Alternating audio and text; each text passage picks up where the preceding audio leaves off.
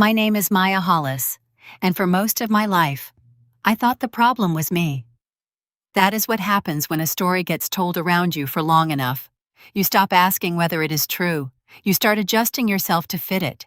In my family, the story was simple. Jordan needed support. I needed to understand.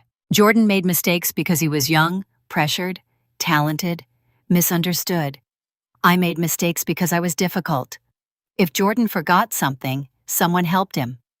If I asked for something, I was making a scene. If Jordan needed money, it was family. If I needed time, attention, or one person in a chair with my name on the program, I was being dramatic. My mother, Celeste Hollis, was very good at making that sound reasonable. She had a soft voice in public. That was the thing people always noticed first. She could make cruelty sound like concern if she lowered her tone enough. At church in Savannah, people called her gracious. At charity luncheons, they called her devoted. In front of neighbors, she had this way of touching my shoulder while she talked about me, like she was managing something fragile. Maya has always felt things deeply, she would say. That was her favorite way of warning people not to believe me. I am 32 now. I live in Charleston, South Carolina, and I work in contract fraud control for a maritime shipping company. My job is not glamorous. I do not wear heels into courtrooms or chase people through parking lots with a camera. Most days, I sit at a desk and read the kind of documents nobody wants to read twice. Invoices, insurance certificates, vendor applications, asset schedules, digital signatures, payment timelines. The small gray text at the bottom of a form. I learned early that the truth usually does not announce itself. It hides in dates that do not match, in names spelled two different ways, in a box checked by somebody who thought no one would ever care. That skill did not come from school first. It came from my family. The first time I remember understanding my place, I was 15. I had won a state essay scholarship in Atlanta. It was not huge money, but it felt huge to me. There was going to be a luncheon, a certificate, a photo with the committee, and my English teacher told me my parents should be proud. My mother looked at the letter for maybe 10 seconds, then she said, "That's the same Saturday as Jordan's tournament." Jordan was 11. He played basketball. He was not starting that year. He barely played at all. But my mother said it like, that ended the conversation. I remember standing in the kitchen with the letter in my hand, waiting for her to correct herself. Waiting for her to say she would figure it out. Waiting for her to ask what time my ceremony was. She did not. She put the letter back on the counter and said, "You understand, right? He gets nervous when we're not there." I said I understood because I was 15 and still believed understanding was something daughters gave in exchange for being loved.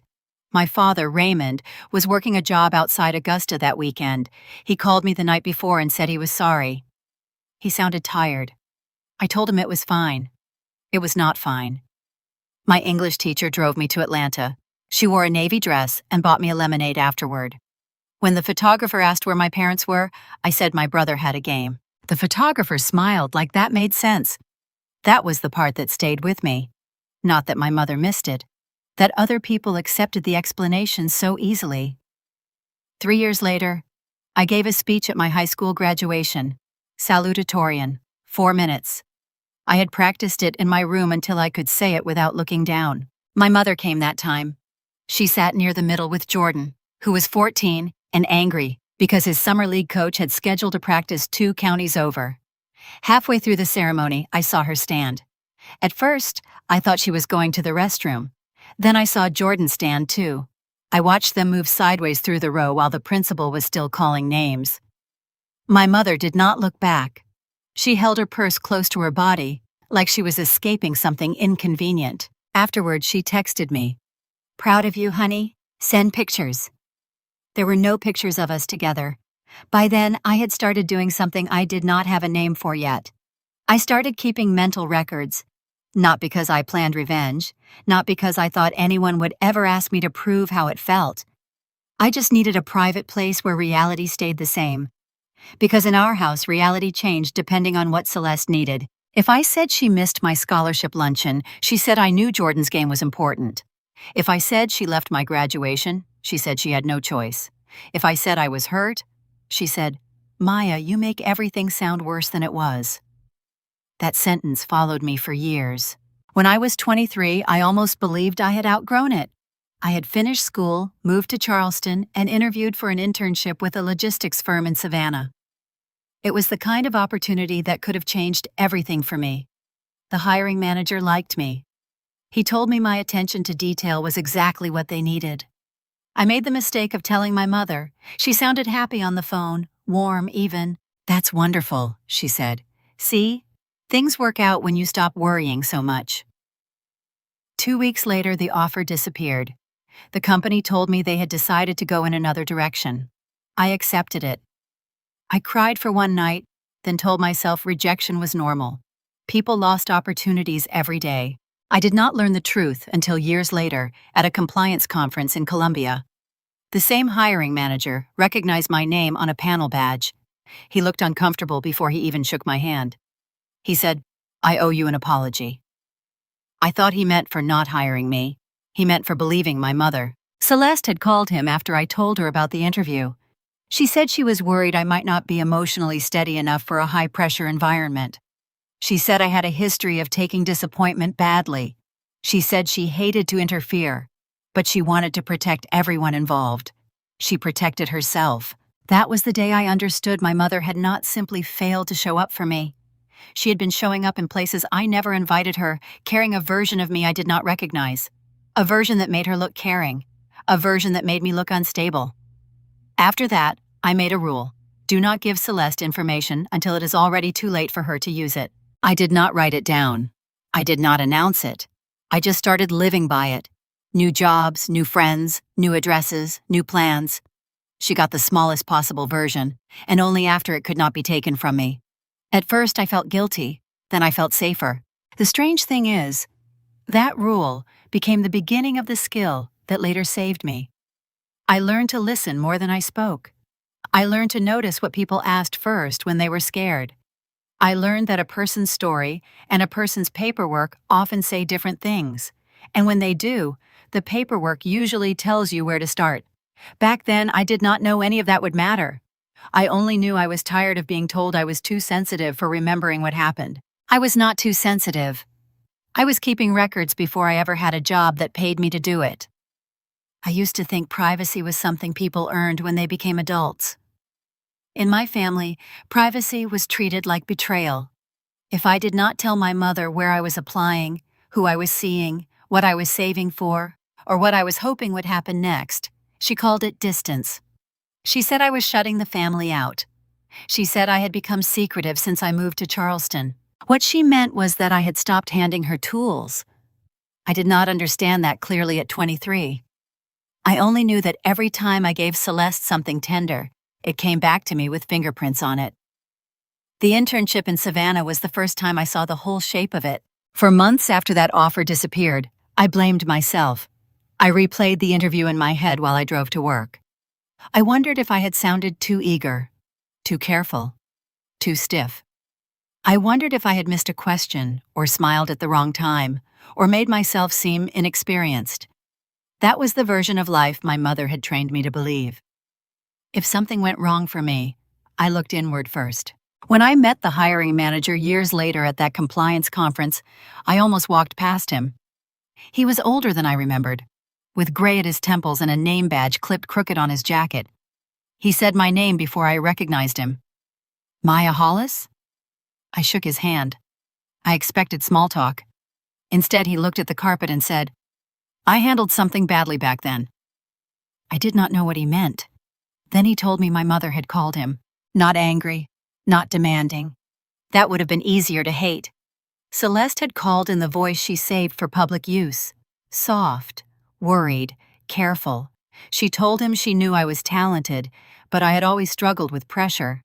She said I had a tendency to take setbacks personally. She said she was only calling because she respected the company and did not want me put in a position where I might break. He said, "She sounded like she was trying to protect you." I remember nodding because my body did not know what else to do. Inside, something went still. That was the first real evidence I ever had that my mother's stories about me did not stay inside our house. They traveled. They entered rooms before I did. They shook hands with people I needed to trust me. The manager apologized again. He said he should have called me directly. He said he let concern sound like a reference check. He said my work now proved he had been wrong. I thanked him because I had been raised to be polite, even when somebody handed me the missing piece of my own humiliation. Afterward, I went to the hotel restroom and locked myself in the last stall. I did not cry loudly. I did not fall apart. I just sat there with my conference folder on my lap and understood that my mother had not been describing me. She had been positioning me, unstable, too sensitive, difficult. Those words were not accidents. They were labels. Once she placed them on me, anything I said in my own defense sounded like proof. If I objected, I was difficult. If I got hurt, I was too sensitive. If I kept my distance, I was unstable. That was when I made the rule for real. Do not tell Celeste anything she can use. I started small. When she asked about work, I said it was fine. When she asked if I was dating, I said nothing serious. When she asked where I was living, I gave her the city, not the neighborhood. When she asked what I wanted next, I said I was still figuring it out. She noticed immediately. "You never tell me anything anymore," she said one Sunday. I was standing in my kitchen in Charleston, looking at a stack of vendor invoices for work. One of them had a wrong date in the service period, and I had circled it in blue pen before she called. "I tell you plenty," I said. "No," she said. "You give me reports. You don't give me your life." That was the closest she ever came to admitting what she wanted. My life. Not because she wanted to know me. My life. Because information gave her control. I did not argue. Arguing with Celeste was like handing someone scissors and then complaining when they cut the fabric. She would take one sentence, turn it sideways, and call 3 people before dinner. So I became boring. Boring saved me. I learned to let pauses sit. I learned to answer only the question asked. I learned to keep receipts. Not because I was planning a case, but because I needed proof for myself that events had happened the way I remembered them. That is how my hidden advantage began. Not with a lawyer, not with a dramatic recording, with silence, with the decision to stop correcting a woman who benefited from misunderstanding me. By the time Jordan's company became a family emergency, I had already spent years practicing the one skill Celeste never respected. I could keep my mouth shut and still keep the truth. Jordan's business becomes the center of my family's attention, and I slowly realize that I am no longer just the forgotten daughter. I have become the person expected to quietly clean up every financial mess before anyone else notices it. By the time Jordan turned 26, my mother had found a new story to tell everyone. "My son owns an event company." She loved saying those words. It didn't matter whether she was talking to someone at church, standing in line at the grocery store, or chatting with neighbors after Sunday service. Somehow, every conversation found its way back to Blue Lantern events. She said Jordan was building something special. She said young entrepreneurs just needed encouragement. She said success never happened overnight. If you only listened to her, you would picture a growing business with employees, trucks, warehouses, and a calendar full of corporate clients. The truth was much smaller. Blue Lantern rented almost everything: the lighting, the staging, the tents, the sound systems. Even some of the office furniture came from rental companies or short-term leases. Jordan had talent when it came to talking to people. He could walk into a room full of strangers and leave with 3 business cards and 2 promises for future work. What he didn't have was discipline. Invoices piled up unopened. Vendor contracts sat unsigned until deadlines passed. Insurance renewals were handled the night before expiration. Budgets existed mostly in Jordan's head. My mother called it creativity. I called it risk. At first, I tried to help because that's what I had always done. Whenever Jordan landed a new client, my phone rang. "Maya," my mother would say, "your brother just needs someone smart to look over a proposal." Or, "It's only one contract. It'll take you 5 minutes." 5 minutes became 2 hours, then another weekend, then another favor. Sometimes Jordan emailed me proposals at 11 o'clock at night with no explanation except, "Can you clean this up?" I rarely changed the business ideas. I fixed the numbers. incorrect payment schedules, missing cancellation clauses, undefined liability language, insurance requirements that had been copied from another contract without being updated. Jordan always thanked me, usually with one sentence, "You're the best." Then he collected the praise from everyone else. My mother never mentioned the work I had done. She introduced me as Jordan's sister who works with paperwork, never by my actual profession, never by what I had earned. One afternoon, she called while I was reviewing shipping contracts for work. "Jordan has a storage issue." "What kind?" "The warehouse wants another security deposit." "Then he needs to pay it." There was a long pause. "You have savings." I leaned back in my office chair. "I have my savings. It would only be temporary. So would every other time." She sighed dramatically. "I don't understand why you've become so transactional." That word stayed with me. Transactional. As though expecting an adult business owner to pay his own bills was somehow selfish. I said no.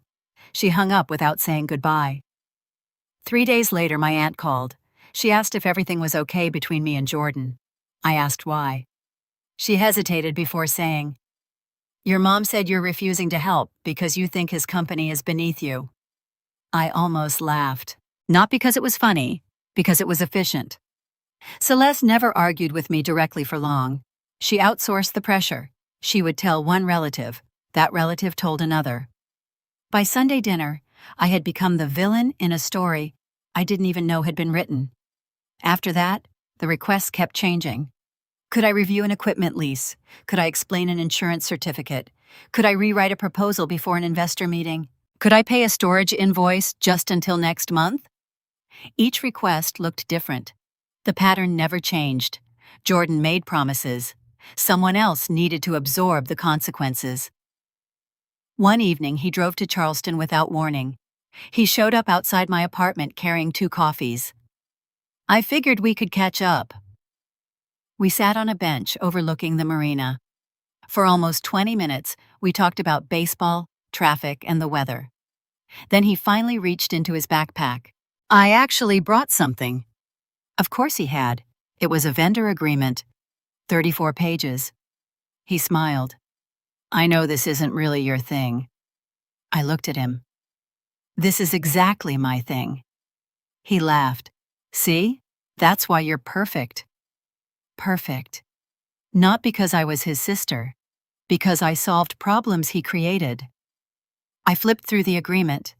There were missing indemnity provisions. The payment schedule contradicted the invoice. One insurance requirement referenced another state entirely.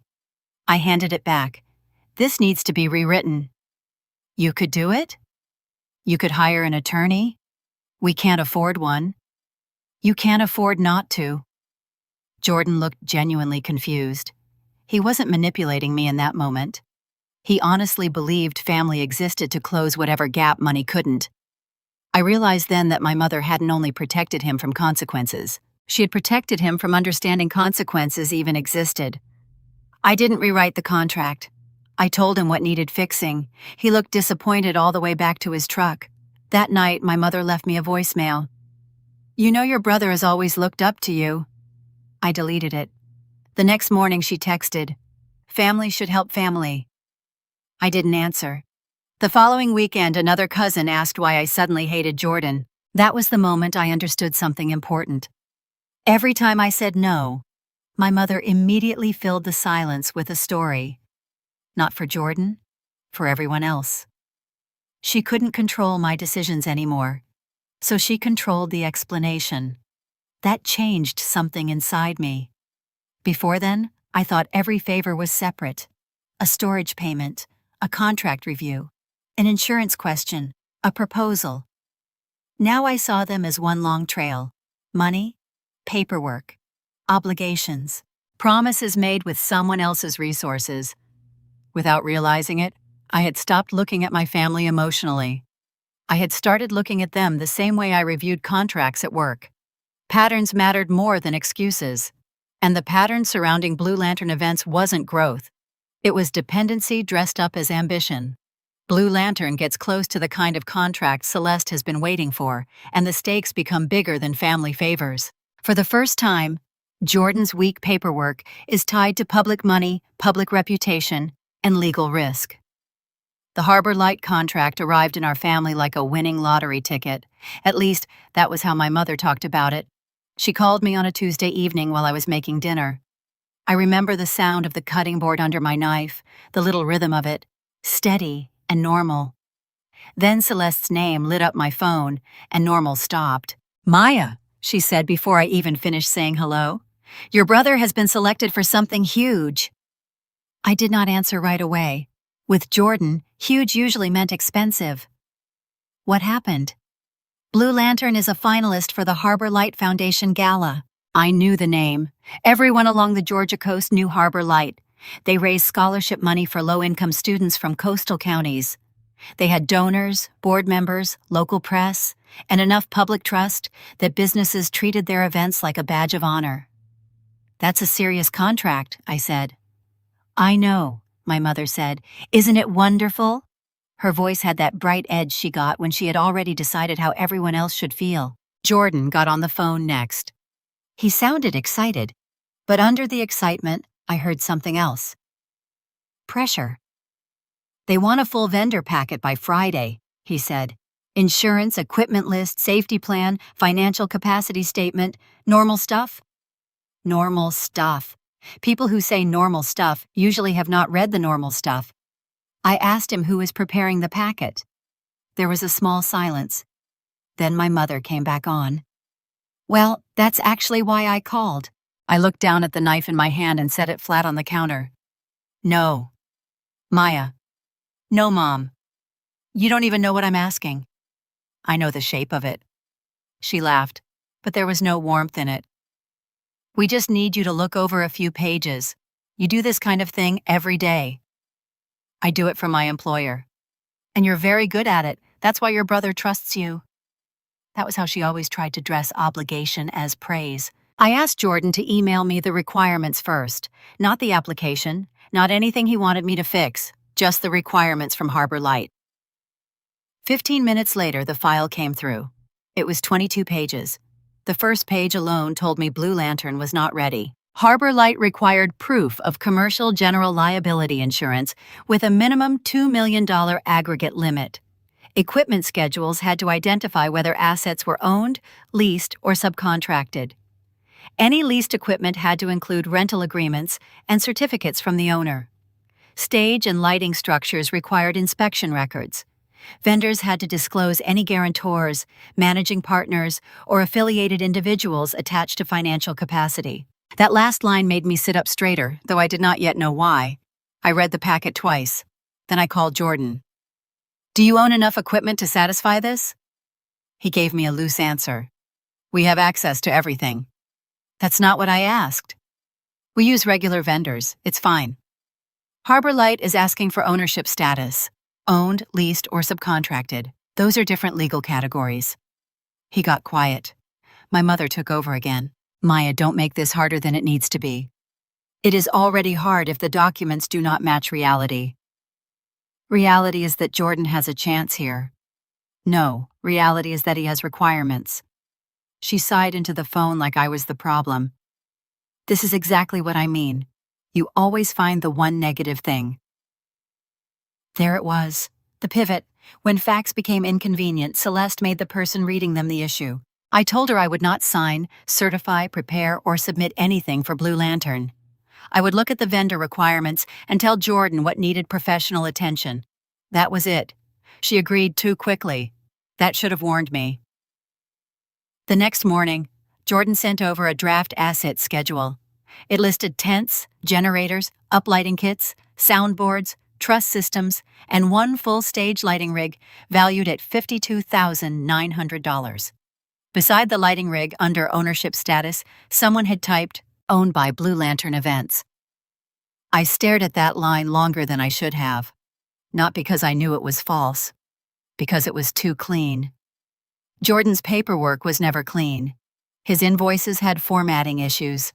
His proposals had inconsistent fonts. His budgets rounded numbers in strange ways. But this asset schedule looked like someone had built it for the purpose of satisfying a checklist. I asked who prepared it. Jordan said, "Mom helped gather stuff." That meant Celeste. I asked for purchase records. He said he had them somewhere. I asked for serial numbers. He said he would check.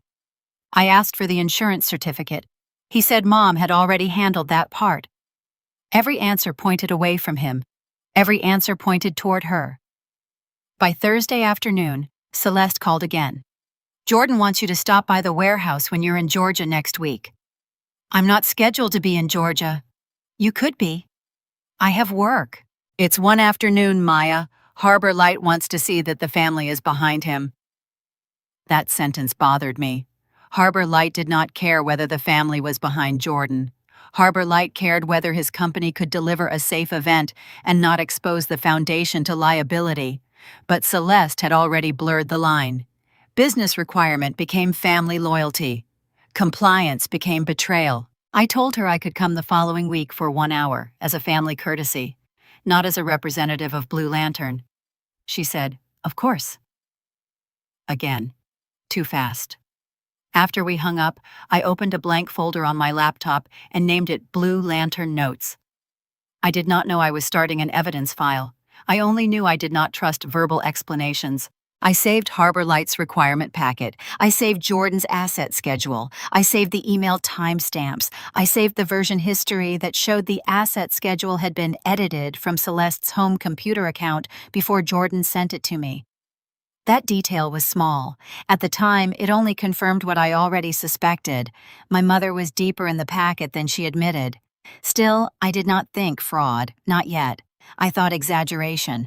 I thought family pressure. I thought Jordan had overpromised, and Celeste was trying to polish the mess until it looked professional. That was the mistake I almost made. I still wanted the problem to be smaller than it was. A week later, before I drove to Macon, I printed the Harbor Light checklist and highlighted 4 sections: insurance, equipment ownership, safety inspection, and financial capacity. I put the pages in a folder and slid the folder into my work bag. The whole time, I told myself I was only going there to protect Jordan from embarrassment. I did not know Celeste had already put my name somewhere it did not belong. I did not know the Harbor Light packet would become the center of everything. I only knew one thing for sure. If Jordan's company was going to stand in front of donors, board members, and the public, the paperwork had to tell the truth. And in my family, the truth had never been the version that came prepared. I go to the Blue Lantern warehouse expecting messy paperwork, not a physical contradiction sitting in plain sight. That afternoon, I meet Elias Grant, and the first real piece of evidence enters the story without anyone realizing what it will become. The Blue Lantern warehouse was not really a warehouse. It was a converted storage building on the edge of Macon, with a roll-up door, 2 offices, and a gravel lot that flooded when it rained. Jordan called it operations. My mother called it the company headquarters. I called it what it was the second I pulled in. A place trying very hard to look bigger than it was. Jordan was waiting outside when I arrived. He had sunglasses on his head and a clipboard in his hand, which told me he wanted to look prepared. He hugged me with one arm and immediately started talking too fast. "Harbor Light just wants to know we can handle scale," he said. "That's all this is, scale." I looked at the building behind him. "Scale usually has receipts." His smile tightened. My mother came out next, wearing a cream blouse and the expression she used when she had already decided I was being negative. She kissed the air near my cheek. "Please don't start by interrogating him," she said softly. "I'm not interrogating anyone." "You have a tone." I asked for receipts. "That is the tone." That was how Celeste worked. She could take a normal word and make it sound like a character flaw. Inside, the building smelled like dust, rubber cables, and old plywood. Folding tables were stacked against one wall. Black road cases lined the other. Some were marked with Blue Lantern stickers. Some had labels from rental companies I recognized from regional vendor lists. I did not say anything. Jordan walked me past the staging pieces and toward the lighting equipment. My printed Harbor Light checklist was in my work bag. I had already told myself I was not there as staff, not as a consultant, and definitely not as a signer. I was there because I still had enough loyalty left to warn my brother, before he embarrassed himself in front of people with lawyers. Then I saw the lighting rig. It was larger than I expected. Aluminum truss, moving headlights, control cables, hard cases, all arranged like someone had staged them for inspection. On Jordan's asset schedule, that rig had been listed as owned by Blue Lantern Events, valued at $52,900. On the side of one case was a metal rental tag, Jacksonville Event Supply. Under it was a barcode and a printed asset number, JES-LR-8841. I stopped walking. Jordan kept talking for 3 more steps before he noticed. "What?" he asked. I pointed at the tag. "Is this rented?" He looked at the case like it had personally betrayed him. "No, I mean we've used them before. It's complicated." "It has a rental asset tag." My mother moved closer. "Maya, lots of equipment has old tags. Companies resell things. Then there should be a bill of sale." Jordan shifted the clipboard from one hand to the other. "I can get that." "From who?" He did not answer right away. That was when I noticed the man standing near the open office door. He was tall, early 30s maybe, dark hair, no suit, just a navy jacket over a plain shirt. He had a folder tucked under one arm, and the stillness of someone who had learned not to fill silence too quickly. Jordan cleared his throat. "This is Elias Grant. Harbor Light brought him in to review insurance and vendor capacity." Elias stepped forward and shook my hand first. "Maya Hollis?" "Yes." "Jordan said you work in contract review." "Fraud control," I said. His eyes flicked to the rental tag, then back to me. Useful background. He did not say it like a compliment. He said it like a fact. My mother laughed lightly. "Maya is very detail-oriented, sometimes too much." Elias did not smile with her. Details are usually where risk lives. For the first time all day, I felt less alone in the room. Elias asked Jordan for ownership records on the lighting rig. Jordan said Celeste had the paperwork. Celeste said the purchase documents were in the final packet. Elias asked whether the final packet had already been submitted. Celeste said not fully. Jordan said maybe partially. They looked at each other. One contradiction.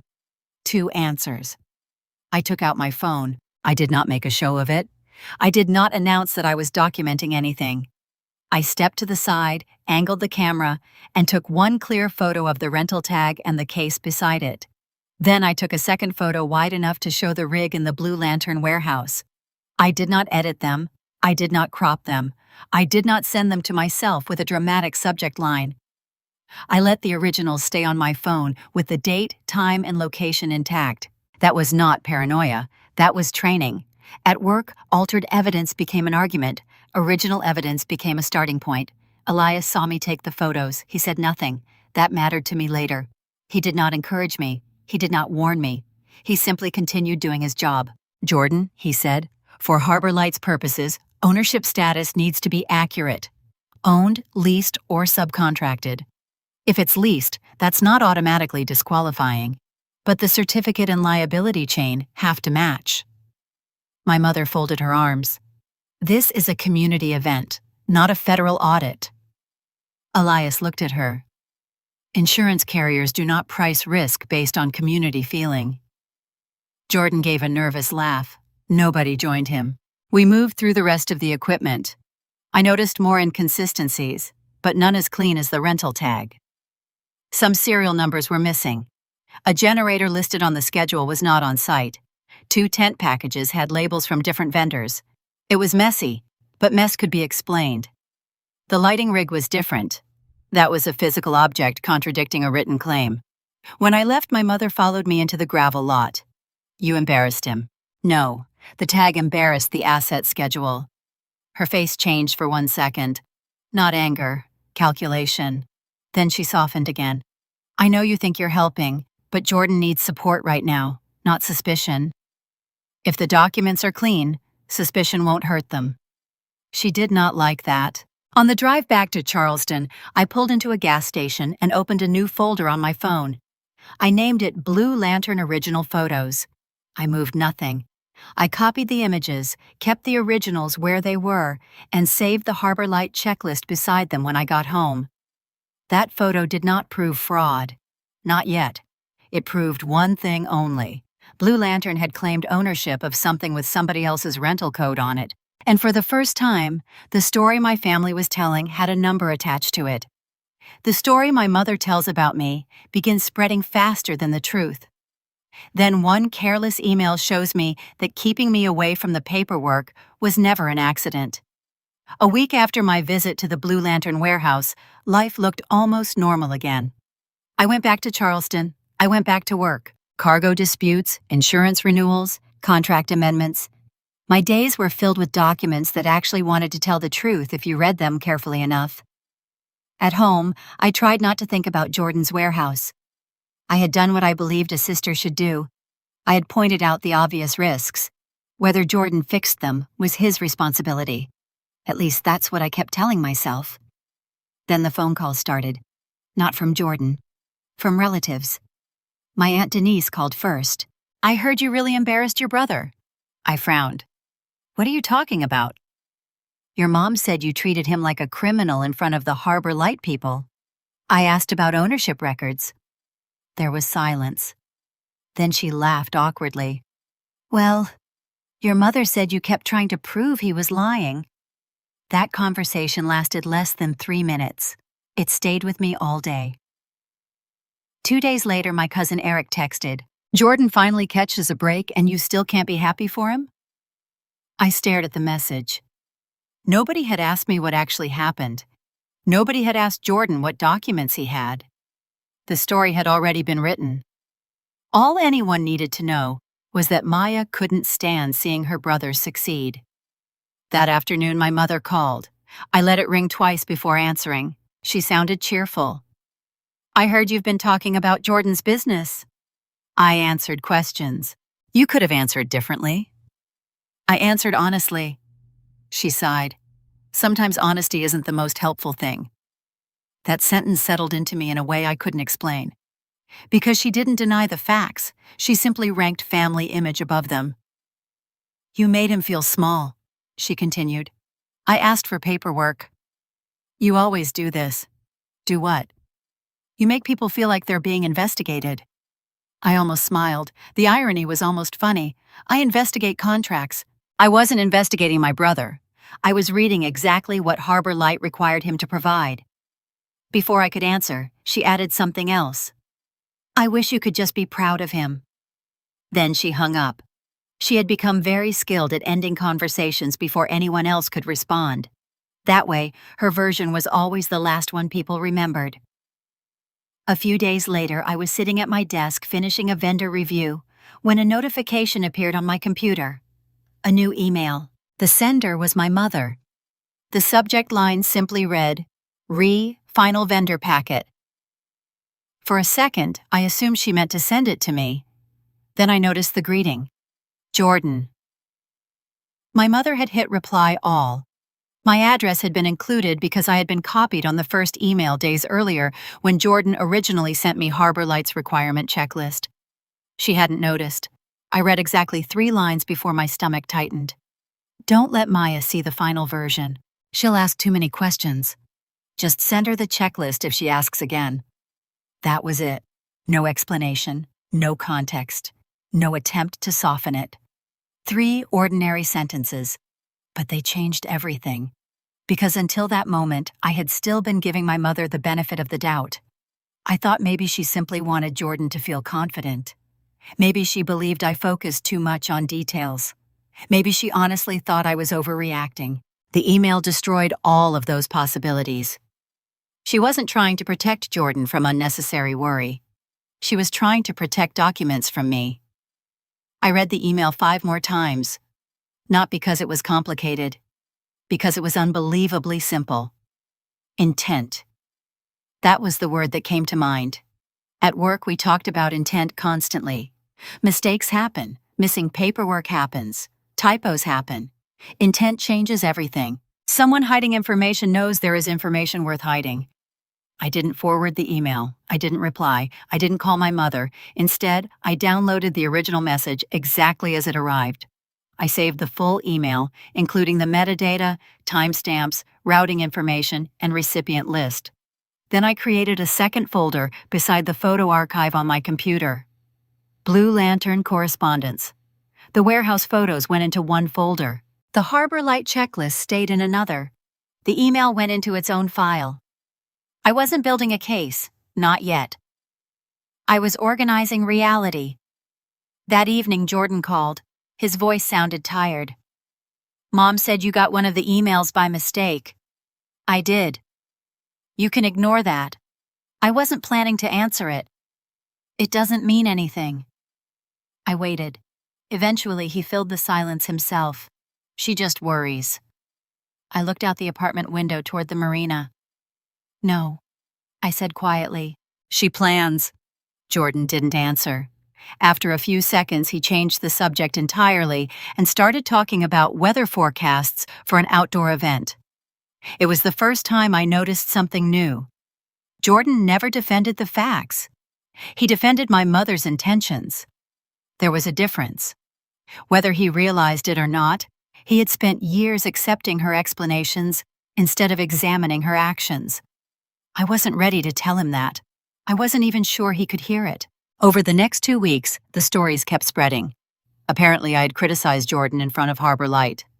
Apparently, I thought his company wasn't professional enough. Apparently, I wanted him to fail because I had always been jealous of the attention he received. Each version became slightly larger than the last. By the time it reached family friends, I wasn't simply skeptical. I was bitter. That should have made me angry. Instead, it made me careful. Every rumor told me something, not about me, about my mother. She was investing an incredible amount of energy into controlling one question. Why was Maya asking about paperwork? If people believed I was jealous, they would never ask whether my questions had been reasonable. That realization changed the way I handled everything after that.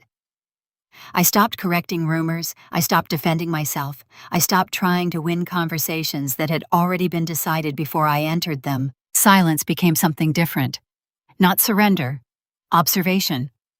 Every false story my mother told created another opportunity to compare words against documents. The rental code had raised a question. The email answered a different one. Someone inside Blue Lantern already knew I was looking in the right direction. They just didn't know I had started keeping records instead of arguments. Elias Grant did not ask me for my side of the story the first time we had coffee. That was one of the reasons I agreed to a second cup. Most people who heard anything about my family wanted a version they could organize quickly. Good mother, difficult daughter, struggling brother, cold sister, family misunderstanding, too much pride on both sides. Elias did not do that. After the warehouse inspection, he emailed me once with a neutral question about the Harbor Light requirement packet. Nothing personal, nothing flirtatious. He wanted to confirm whether the checklist Jordan had provided me matched the version Harbor Light had issued. I answered carefully, attaching only the public requirement document Jordan had already sent me. He replied 3 hours later, "Thank you. For clarity, I am not asking you for Blue Lantern's internal documents, and I will not discuss Harbor Light's review with you outside proper channels." I read that line twice. Most men tried to sound impressive. Elias sounded careful. Careful felt safe. The first time we met outside anything connected to Blue Lantern, it was at a coffee shop in Charleston. I chose the place. I chose a table near the window. I arrived early enough to watch him walk in. He wore no suit. Just a gray sweater, dark jeans, and the same quiet expression he had worn in the warehouse. He ordered black coffee, sat across from me, and did not mention my mother for 15 minutes. We talked about work, not the dramatic parts, the real parts. How people thought fraud looked like forged signatures and fake names, when usually it looked like pressure, convenience, and a form nobody wanted to redo. How small companies sometimes made dangerous choices, because nobody wanted to be the person who slowed down a dream. How family businesses were the hardest, because everyone confused loyalty with authorization. That last sentence stayed with me. Loyalty with authorization. I did not tell him that. I only looked at my cup and said, "That happens more than people think." He nodded. "I know." There was no hunger in his voice, no need to pull a confession out of me. So I gave him a small truth. My mother thinks questions are attacks. He waited. I added, especially when the answers cost my brother something. Elias did not ask what she had done. He did not ask if I wanted to talk about it. He simply said, "Then I'm guessing you learned to ask them quietly." That was the moment I became afraid of trusting him. Not because he had done anything wrong, because he had seen me too clearly. For the next few months, we moved slowly. A coffee became dinner. Dinner became long walks after work. He learned that I hated surprise phone calls. I learned that he checked exits in restaurants, not out of fear, but habit from years of interviewing people who lied for a living. He learned that I did not like being called dramatic, even as a joke. I learned that he never used words like crazy, unstable, or difficult when describing people under pressure. He was not perfect. He could be too quiet. He kept his own past folded tight. When something bothered him, he went still before he spoke, but his stillness did not feel like punishment. It felt like he was making sure his words did not do damage. I did not tell my mother about him. That was not a small decision. Celeste had a talent for entering anything new in my life and putting her label on it before I could. If she knew Elias had been involved in the Harbor Light Review, she would turn our relationship into evidence against me. She would say I had seduced an investigator to hurt Jordan. She would say I was building a case because I wanted my brother to fail. She would make the relationship dirty before it had a chance to be real. So I said nothing. Jordan did not know either. For once, something in my life belonged only to me. In February of 2025, I brought Elias to meet my father in Augusta. Raymond Hollis lived in a small brick house with a detached garage and a backyard full of things he meant to fix. He'd been a carpenter most of his life, then a contractor, then a man who took small jobs only when he liked the person asking. He was not easy to read. He loved quietly and apologized badly. When we pulled into the driveway, he was sanding the edge of a cabinet door on 2 sawhorses. He looked up, wiped his hands on a rag, and shook Elias's hand. "Raymond," he said. "Elias." That was the whole introduction. Inside, my father had made chicken stew and cornbread. He asked Elias what he did, but not in the way Celeste would have. He did not ask for prestige. He asked what the work required, and Elias said, "Patience, documentation, knowing when not to accuse before the paper is ready." My father looked at him for a long time, then he said, "That last part matters." After dinner, I washed dishes while they stepped into the garage. I could see them through the kitchen window. My father stood with his arms crossed. Elias leaned against the workbench, listening. They were not laughing. They were not performing. My father pointed once toward the house, then toward a metal cabinet in the back of the garage. Elias did not move closer. He just nodded. When they came back inside, neither of them told me what they had discussed. That bothered me more than I wanted to admit. On the drive back to Charleston, I waited almost 40 minutes before asking, "What did my dad say to you?" Elias kept both hands on the wheel. He asked if I understood that your mother doesn't only hurt people with words. My chest tightened. What does that mean? He said money and paperwork can be used like doors to lock people out or lock them in. I turned toward the window. Outside, the highway was dark, except for gas stations and passing headlights. Did he say anything else? He said if I ever cared about you, I should never use what I know professionally to make you dependent on me personally. I looked back at him. That was my father, a man who had failed to protect me in ways he still had not named, warning another man not to become another kind of cage. Did you ask him what he meant about paperwork? No. Why not? Because he wasn't telling me my business. He was telling me yours. I did not know what to do with that answer.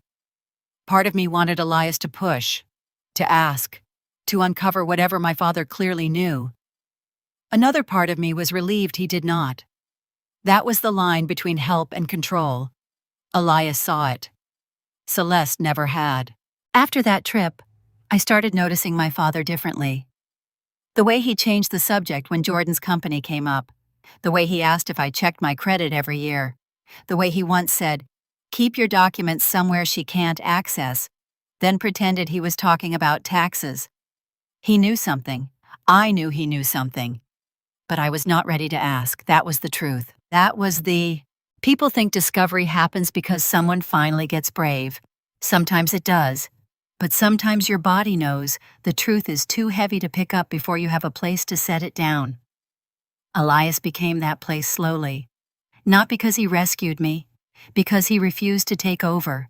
He did not search Harbor Light files for me. He did not tell me what the Foundation had or had not found. He did not offer to handle Jordan. He made it clear that anything connected to his professional review had to stay inside proper channels. At first, that frustrated me. Later, it became one of the reasons I trusted him most. Because when everything finally broke open, nobody could say Elias fed me stolen information. Nobody could say I won because my husband violated a file. Nobody could say I had been handed proof by a man with access. What I had, I would have to get legally. What I knew, I would have to prove. And for the first time in my life, I was close to people who understood that proof mattered, without making me feel crazy for needing it. I invite my mother and Jordan to my wedding, but Celeste chooses Jordan's Harbor Light event instead. For the first time, I do not correct her, beg her, or hand her the information she would need to ruin something that belongs to me.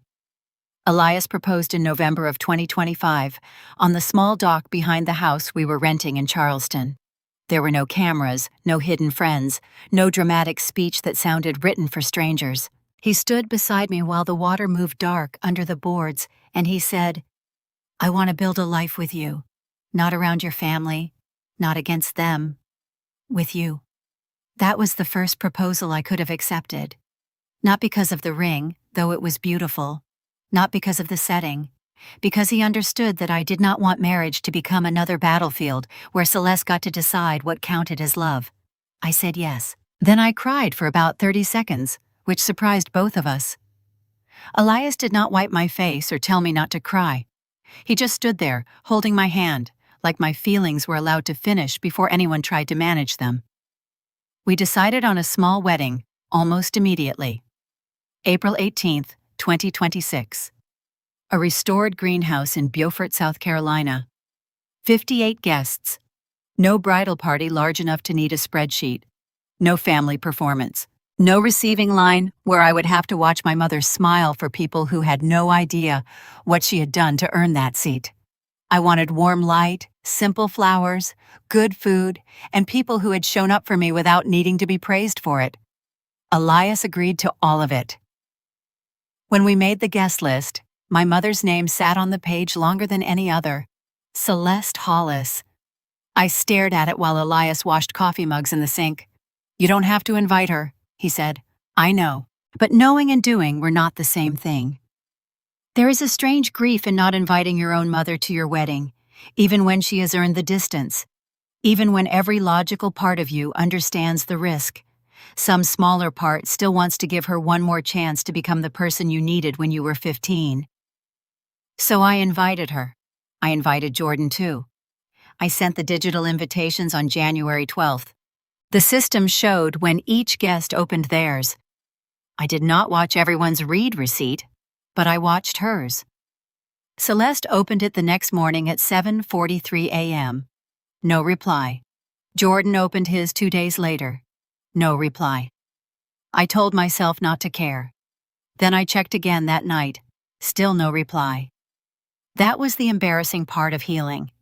Sometimes you can know exactly who someone is and still wait for them to surprise you. In February, my mother texted me a photo of Jordan standing in front of a Harbor Light banner. "Big things coming for your brother." I typed, "Did you see the wedding invitation?" Then I deleted it. Instead, I wrote, "Congratulations to Jordan." She sent back 3 heart emojis and a paragraph about how proud she was. In March, Elias asked if we should finalize seating without Celeste and Jordan. "Not yet," I said. He nodded. He never forced me to be stronger faster than I was. By early April, every vendor needed final numbers. The greenhouse coordinator needed place cards. The caterer needed the count. I had no answer from my mother, so I did the thing I had spent years teaching myself not to do. I called her. She answered on the fourth ring, distracted. Maya, can I call you back? I'm in the middle of something for Jordan. I just need 1 minute, she exhaled. All right, 1 minute. I looked at the calendar open on my laptop. April 18th was circled in pale blue. I'm confirming something important for April 18th. There was a pause, but not the kind I wanted. Oh, honey, that's the Harbor Lights sponsor preview. I sat very still. What? Jordan's preview event. The donors are coming through before the gala. I told you that was happening in April. You didn't tell me the date. Well, I'm telling you now. It's a big day for him. I looked at the guest list. Her name was still there. So you're not coming? Maya. One word. The verdict was already inside it. Your brother has worked so hard for this. You know how much pressure he's under. This could change his entire business. I did not speak. She continued softer now. I know you have your little thing that weekend, but we can celebrate you another time. My little thing. That was what she called it. Not because she did not have the invitation. Not because she had not opened it. Because she had not bothered to let my life become large in her mind. I said, You opened the invite. What? The invitation. You opened it in January. Another pause. This one was sharper. Oh, Maya, don't start tracking your mother like a client. There it was again. When a fact made her uncomfortable, she attacked the method used to know it. I'm not tracking you. The system shows RSVPs. Well, I've had a lot going on. I know.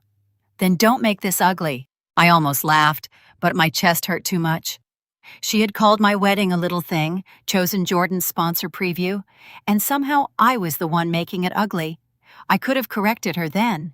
I could have said, Mom, it's my wedding. I could have forced the word into the air and made her react, but I had lived too long with Celeste not to understand what would happen next. If I told her, she would not simply apologize and come. She would take over. She would call relatives crying. She would say I had hidden my wedding to punish her. She would ask why Elias had not called her. She would want details, names, schedules, hotel blocks, vendor contacts. And somewhere between the first tearful phone call and the final seating chart, my wedding would stop belonging to me. So I followed the rule. I did not give her anything she could use. I only said, okay. She softened immediately, thinking she had won. Thank you for understanding. We'll do lunch after. Maybe Sunday if Jordan isn't exhausted. I looked at the word Celeste on the seating chart. Don't worry about it. Maya, I have to go. I hung up before she could turn my calm into another kind of accusation. For a few minutes, I did nothing. Then I opened the wedding dashboard and took screenshots. Celeste Hollis. Invitation opened January 13th, 7:43 a.m. Jordan Hollis. Invitation opened January 15th, 9:12 p.m. Celeste Hollis.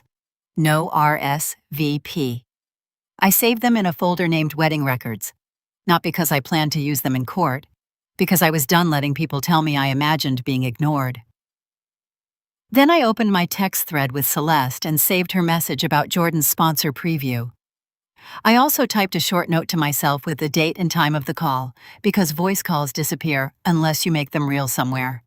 At work, we called that contemporaneous documentation. At home, I called it staying sane. That evening, Elias found me at the dining table with the seating chart open. He did not ask if I was okay. That question can be too big when the answer is obvious. He just sat across from me. She's not coming, I said. I'm sorry. She called it my little thing. His jaw moved once. He did not insult her. I appreciated that more than I expected. People think anger is support, but sometimes anger makes you manage them too. I didn't tell her, I said. That it's the wedding? I shook my head. No. Do you regret that? I thought about it. Then I said the truest thing I had. No, I'm sad, but I don't regret it. Because regret would mean I owed her another chance to damage the day. Sadness only meant I knew what kind of mother I had. The next morning, I removed Celeste and Jordan from the final guest count. I did it without ceremony. 2 names, 2 seats, gone. The greenhouse coordinator emailed back within an hour. Updated. Do you want the front row adjusted? I stared at the question for a long time. Then I wrote, yes. Leave 1 seat for my father. That was the first time the wedding felt completely honest. Not painless. Honest. Celeste had chosen Jordan in public again, but this time I did not chase her. I did not explain my value. I did not turn my own wedding into a final exam she could fail louder. She thought she had skipped a small event. She thought I had accepted my place. She had no idea that by choosing Jordan's Harbor Light preview over my wedding, she was walking directly toward the one detail she could not control. The name Elias Grant. My wedding becomes the first family event where I stop saving seats for people who never intended to fill them. A white camellia replaces my mother in the front row, and my father gives me an envelope that quietly changes the direction of everything. The morning of my wedding, I woke up before the alarm. For a few seconds, I forgot what day it was. The room was still dark, and the ceiling fan moved slowly above me. I could hear the faint hum of the old heating system in the Beaufort Inn where I had stayed the night before. Outside, someone rolled a cart across the brick walkway, probably one of the caterers unloading early. Then I remembered. April 18th, 2026. My wedding day. I waited for panic to arrive. It did not. There was sadness somewhere in the room with me, but it was not sitting on my chest the way it used to. It stayed near the corner, quiet and known. My mother was not coming. Jordan was not coming. They were in Macon, standing near banners and donor tables, telling themselves they had chosen the important thing. For once, I did not have to make their choice easier to survive. I made coffee in the little kitchenette and stood barefoot by the window while the sky turned gray-blue over the marsh. I had expected to feel abandoned. Instead, I felt strangely still. Not happy yet, not untouched, just free from waiting.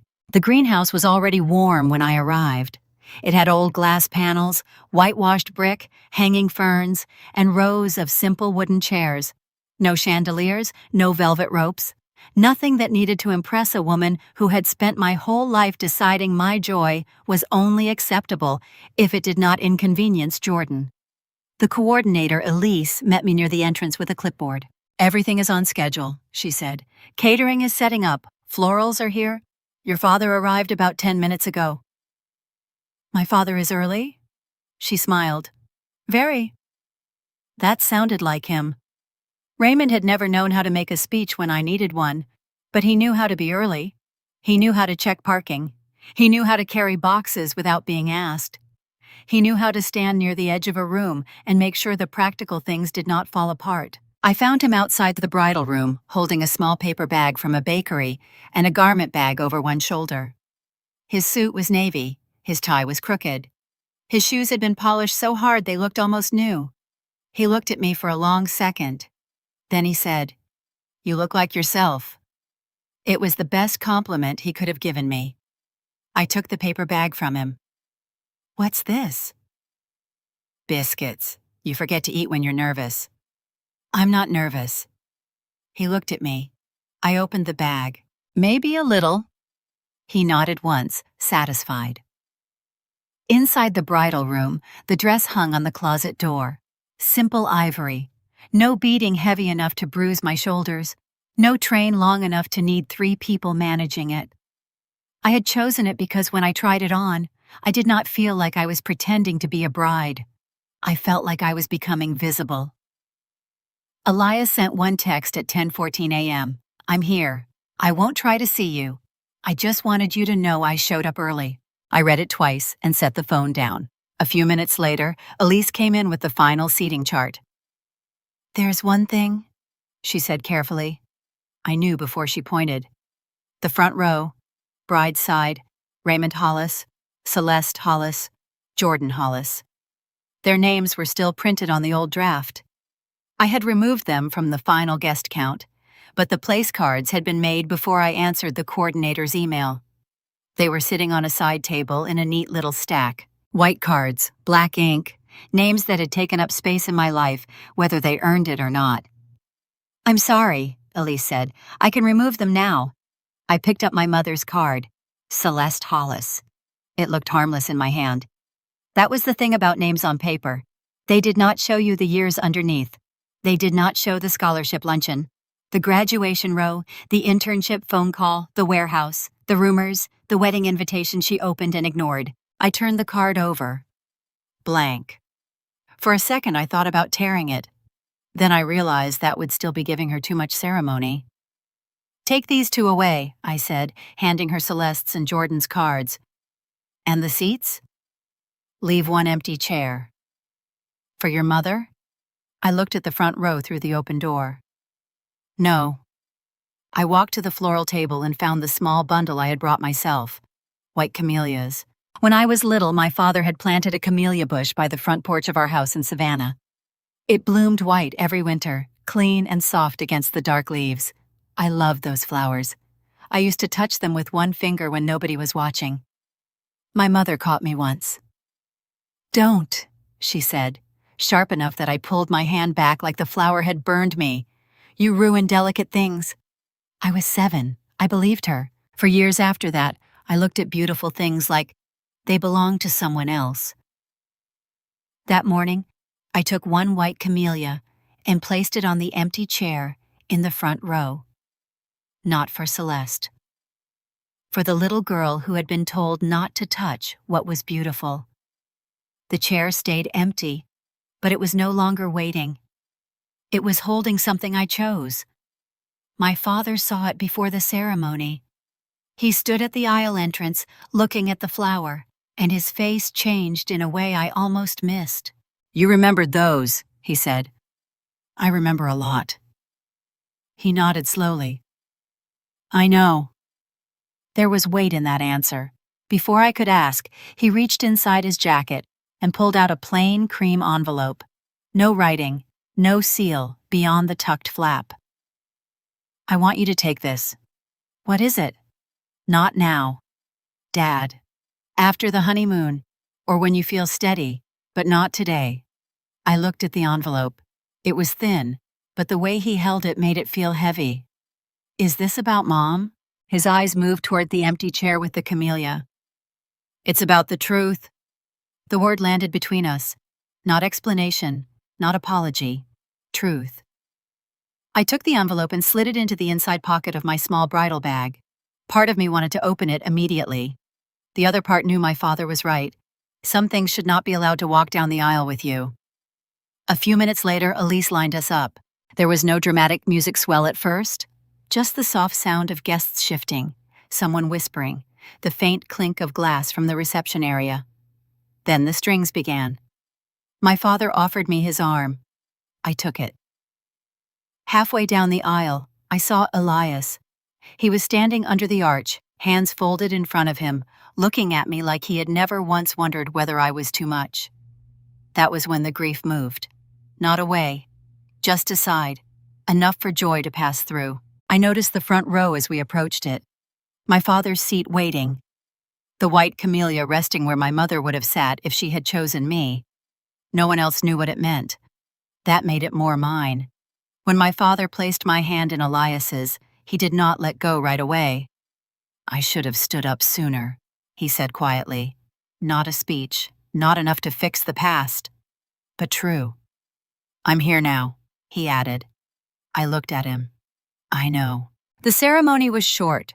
Elias kept his vows simple. He said love was not proven by how loudly someone claimed you in public, but by how carefully they protected your peace when nobody was watching. I said he had taught me that being understood did not have to feel like being exposed. People cried. I did not, at least not then. I had spent too much of my life crying in private over people who never noticed. That day, I wanted to stay present. After we signed the license, Raymond signed as my witness.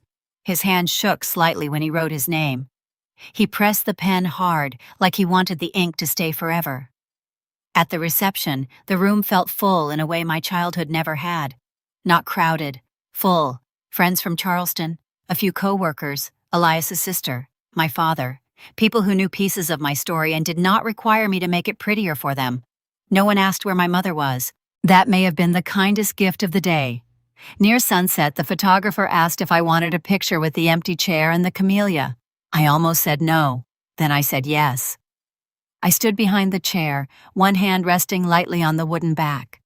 The flower sat untouched on the seat. In the photo, I am not smiling widely. I look calm, almost serious. When I saw it later, I understood why. That was not a picture of absence. It was a picture of replacement. I had replaced waiting with choice. I had replaced begging with witness. I had replaced my mother's name with a flower I was finally allowed to touch. That night, long after the cake was cut and the last guests had left, I sat on the edge of the bed in our room and took off my earrings. Elias was hanging his jacket in the closet. My bridal bag sat on the dresser. The envelope was still inside. I touched it once. Then I left it there. For the first time in my life, I let a truth wait until I was ready for it. I went to sleep beside my husband with the white camellia from the chair pressed between 2 pages of the guest book. I did not know yet that my father's envelope held a key. I did not know that key would open a cabinet in Augusta. I did not know that inside that cabinet was the proof that my mother had been using more than stories to control my life. But I knew something had shifted. My mother had missed my wedding, and somehow, without her there, I had finally been seen. The night after my wedding, my mother finally reaches out. But not because she missed me. Her panic reveals what she truly fears, and I realize the danger has never been my marriage. It has always been the paperwork. When people ask me if I enjoyed my wedding night, I always smile before I answer. I did, just not for the reason they expect. The ceremony had been beautiful. The reception had been warm. The photographs turned out exactly the way Elias and I hoped they would. We drove back to Charleston the next morning without feeling rushed to begin a honeymoon somewhere expensive. We had planned a quiet week together instead. Neither of us believed peace had to come with airline tickets. By the time we unpacked our bags, friends had already started posting photos online. Nothing dramatic. A few pictures from the ceremony. One from the greenhouse. One of Elias and me laughing after someone made a joke during dinner. One picture stayed with me more than the others. It was taken just after the ceremony. Raymond stood beside us.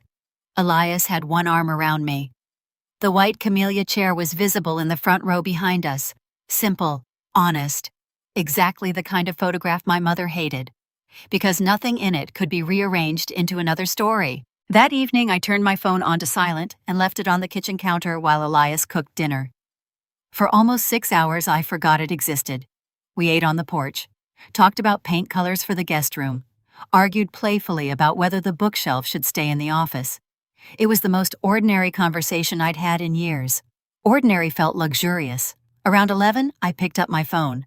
23 missed calls, 16 from my mother, 7 from Jordan. There were also 8 text messages. Not one of them began with congratulations. Not one asked whether the wedding had been beautiful. Not one asked whether I was happy. The first text read, "Call me immediately." The second, "Maya, I need to ask you something." The third, "Please answer your phone." The fourth came 32 minutes later. "Is Elias Grant the same Elias Grant from Harbor Light?" I read that message twice, then a third time. Something cold settled into my stomach, not because she knew who my husband was, because that was the first question she asked. Not, "Why didn't you tell me you got married?" Not, "Can we talk?" Not, "I'm sorry I wasn't there." She skipped my wedding completely. She went straight to Harbor Light. Jordan's first message arrived 2 minutes after hers. "Mom's freaking out. Can you just answer her?" Another. "Did Elias work the Harbor Light review?" Then another. "Please call us." I opened the voicemail notifications. The first one had been left just after 9:40 p.m. Maya, call me back. This is important." Her voice sounded tight. Not emotional. Urgent. The second voicemail came 12 minutes later. "Maya, I need to know something before tomorrow morning." Tomorrow morning. That phrase caught my attention. There was a deadline somewhere. The third voicemail finally said what the others had been circling. Has Elias seen any of Jordan's paperwork? I stopped the recording. Then I played it again. There it was. Not my wedding, not my marriage. Paperwork. Elias walked into the room carrying 2 mugs of tea. You okay? I handed him the phone without saying anything. He listened quietly. When the recording ended, he placed the phone back on the table. I guess they saw the photos. They recognized your name. He nodded once. I figured they might. I looked at him carefully. You never told them? No. You never contacted Harbor Light after the warehouse? No. You still aren't assigned to Blue Lantern? I wasn't assigned after the preliminary capacity review. Everything he said matched what I already knew. Still, I asked. Not because I doubted him, because I had spent my whole life learning that unanswered questions become someone else's weapon. I needed to hear it. I know. He reached across the table and squeezed my hand. I've never opened a file for you. I know. I've never shared anything confidential. I know. If this becomes a legal issue someday, I want you to be able to say that honestly. That sentence mattered. He wasn't protecting himself. He was protecting the integrity of whatever truth eventually surfaced. Around midnight, another text arrived. Please tell me he hasn't reviewed Blue Lantern's file. That wording made my heart beat faster. Not our paperwork. Not the Harbor Light application. Blue Lantern's file. Singular. Specific. My mother wasn't afraid of public embarrassment. She was afraid of documents. I opened our entire text thread and began scrolling backward. There was the message calling my wedding your little thing. There was the sponsor preview. There were months of conversations about Jordan. Everything suddenly lined up differently. The warehouse, the rental tag, the email telling Jordan not to let me see the final version. Now, this. Every time paperwork entered the conversation, my mother's behavior changed. Every single time. I opened the notes application on my phone. Instead of answering her, I documented everything. April 18th, 11:07 p.m. 23 missed calls. Voicemail references Elias. Repeated concern about Blue Lantern paperwork. Then I saved screenshots of every message. Not cropped, not highlighted. Original timestamps visible. Old habit. New purpose. Elias watched me for a moment before asking quietly, "What are you thinking?" I answered honestly. I don't think she's afraid of me. No. I think she's afraid of what I might eventually know. Neither of us spoke after that. Outside, rain tapped softly against the porch roof. Inside, my phone lit up again. Another voicemail. This one was almost whispered. Maya, if Elias asks you anything, tell him Jordan never meant to do anything wrong. I closed my eyes. That sentence changed everything. Nobody had accused Jordan of anything. Nobody had contacted us. Nobody had threatened legal action. Yet my mother had already moved from denial to explanation. People explain themselves before accusations only when they're already arguing with their own conscience. I did not answer. Not because I wanted to punish her, because I finally understood that every frightened word she volunteered was becoming evidence of something much larger than hurt feelings.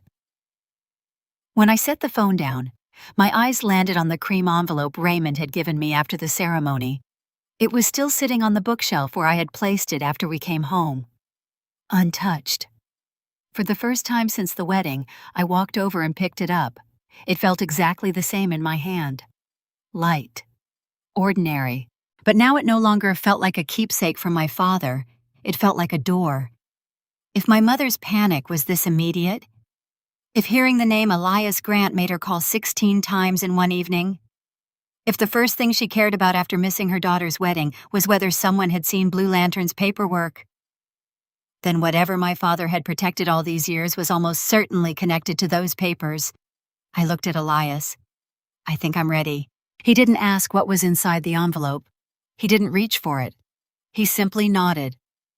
"Whenever you open it," he said, "make sure you're opening it because you want the truth." Not because I wanted revenge, not because I wanted my mother to finally lose, because I was finally ready to stop living inside the version of the story she had written for me. That night, I placed the envelope beside my keys instead of back on the shelf. For the first time, I wasn't afraid of what I might find. I was more afraid of leaving it unopened. My father finally takes me to the place he has avoided for years. Inside an old filing cabinet, I discover that my mother didn't just rewrite my reputation. She used my legal identity to build Jordan's business. I opened my father's envelope 3 days after we came home from our wedding. Not because I had finally become brave, because I had run out of reasons to keep pretending my mother's panic meant nothing. Inside was a brass key taped to a folded index card. My father's handwriting had always leaned slightly to the right.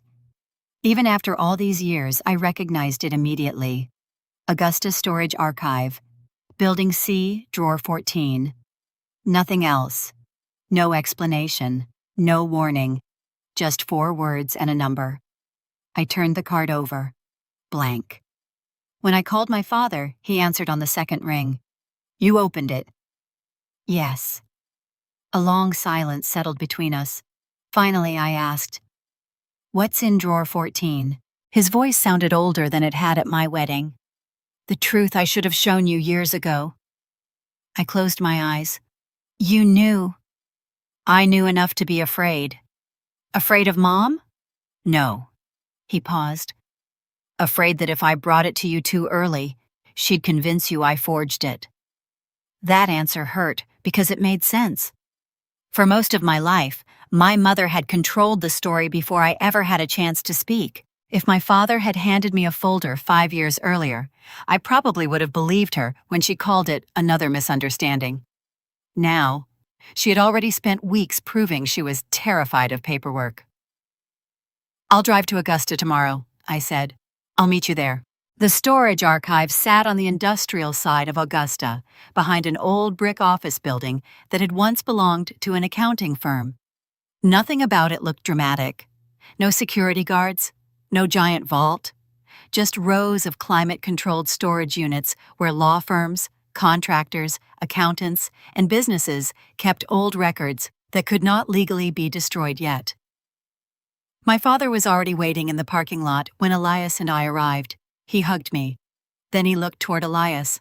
"I appreciate you coming." "I'm here as Maya's husband," Elias said. "Not as anything else." My father nodded once.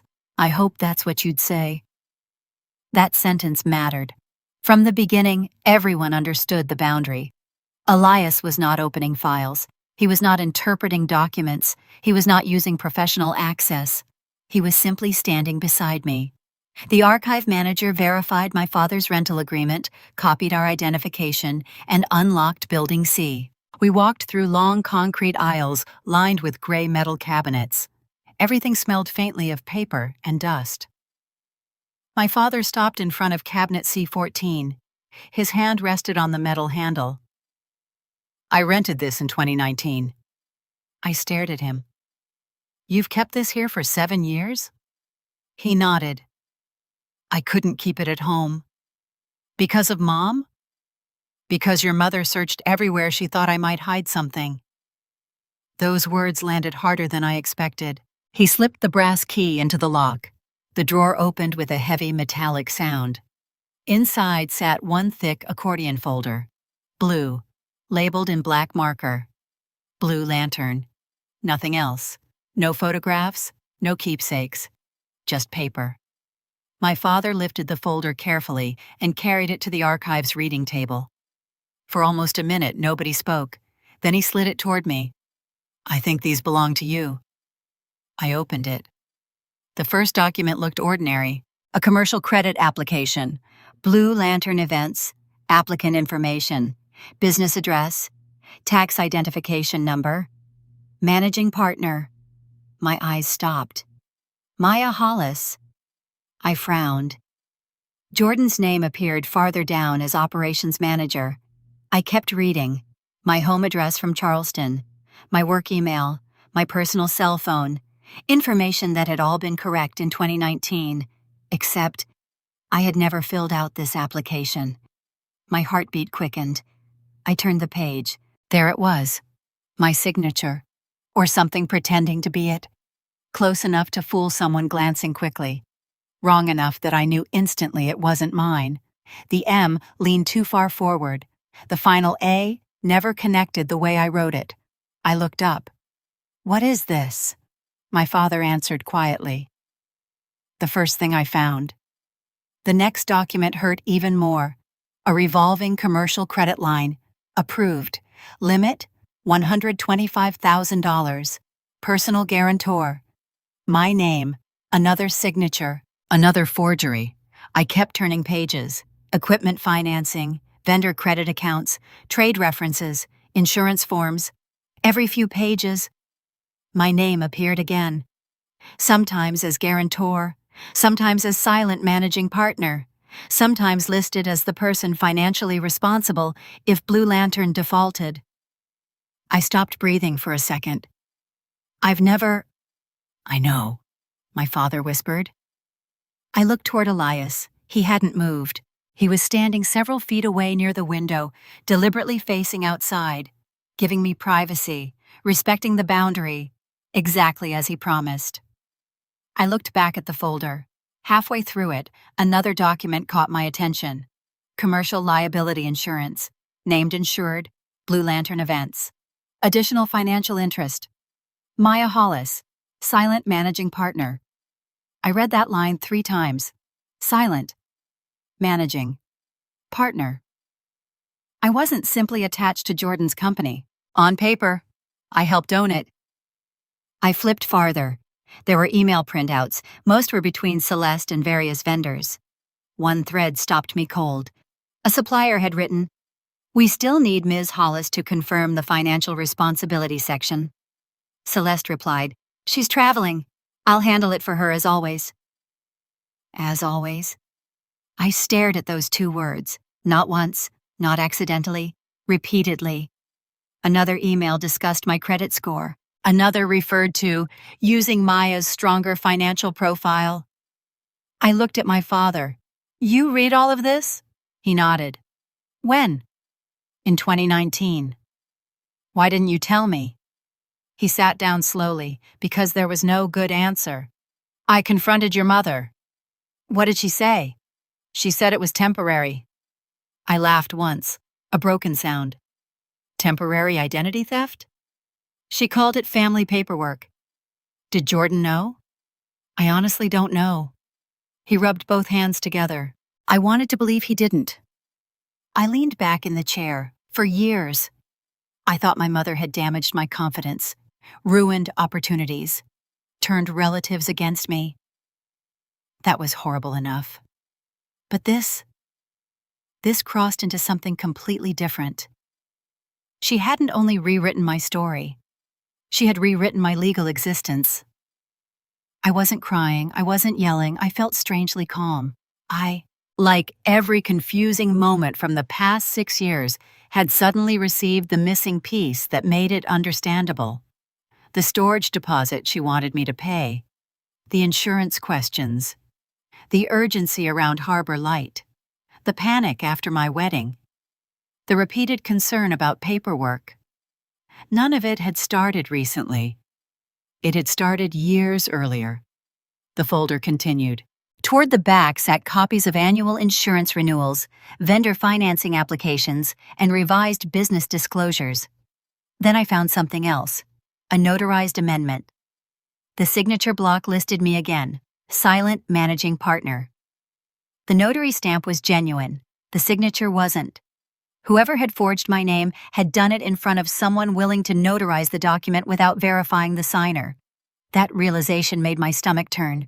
This wasn't one forged page. It was a system. I closed the folder carefully. For several minutes, nobody spoke.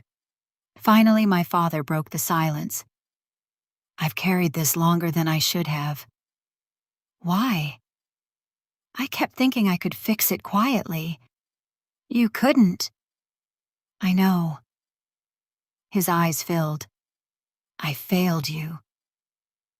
I looked at him for a long time. You did. He nodded. I know. But I rested one hand on the folder. You also kept this. Another nod. I couldn't stop what she'd done. His voice cracked. But I could stop her from destroying it. That was the first apology my father had ever given me without defending himself. It didn't erase the years. Nothing could. But it told the truth.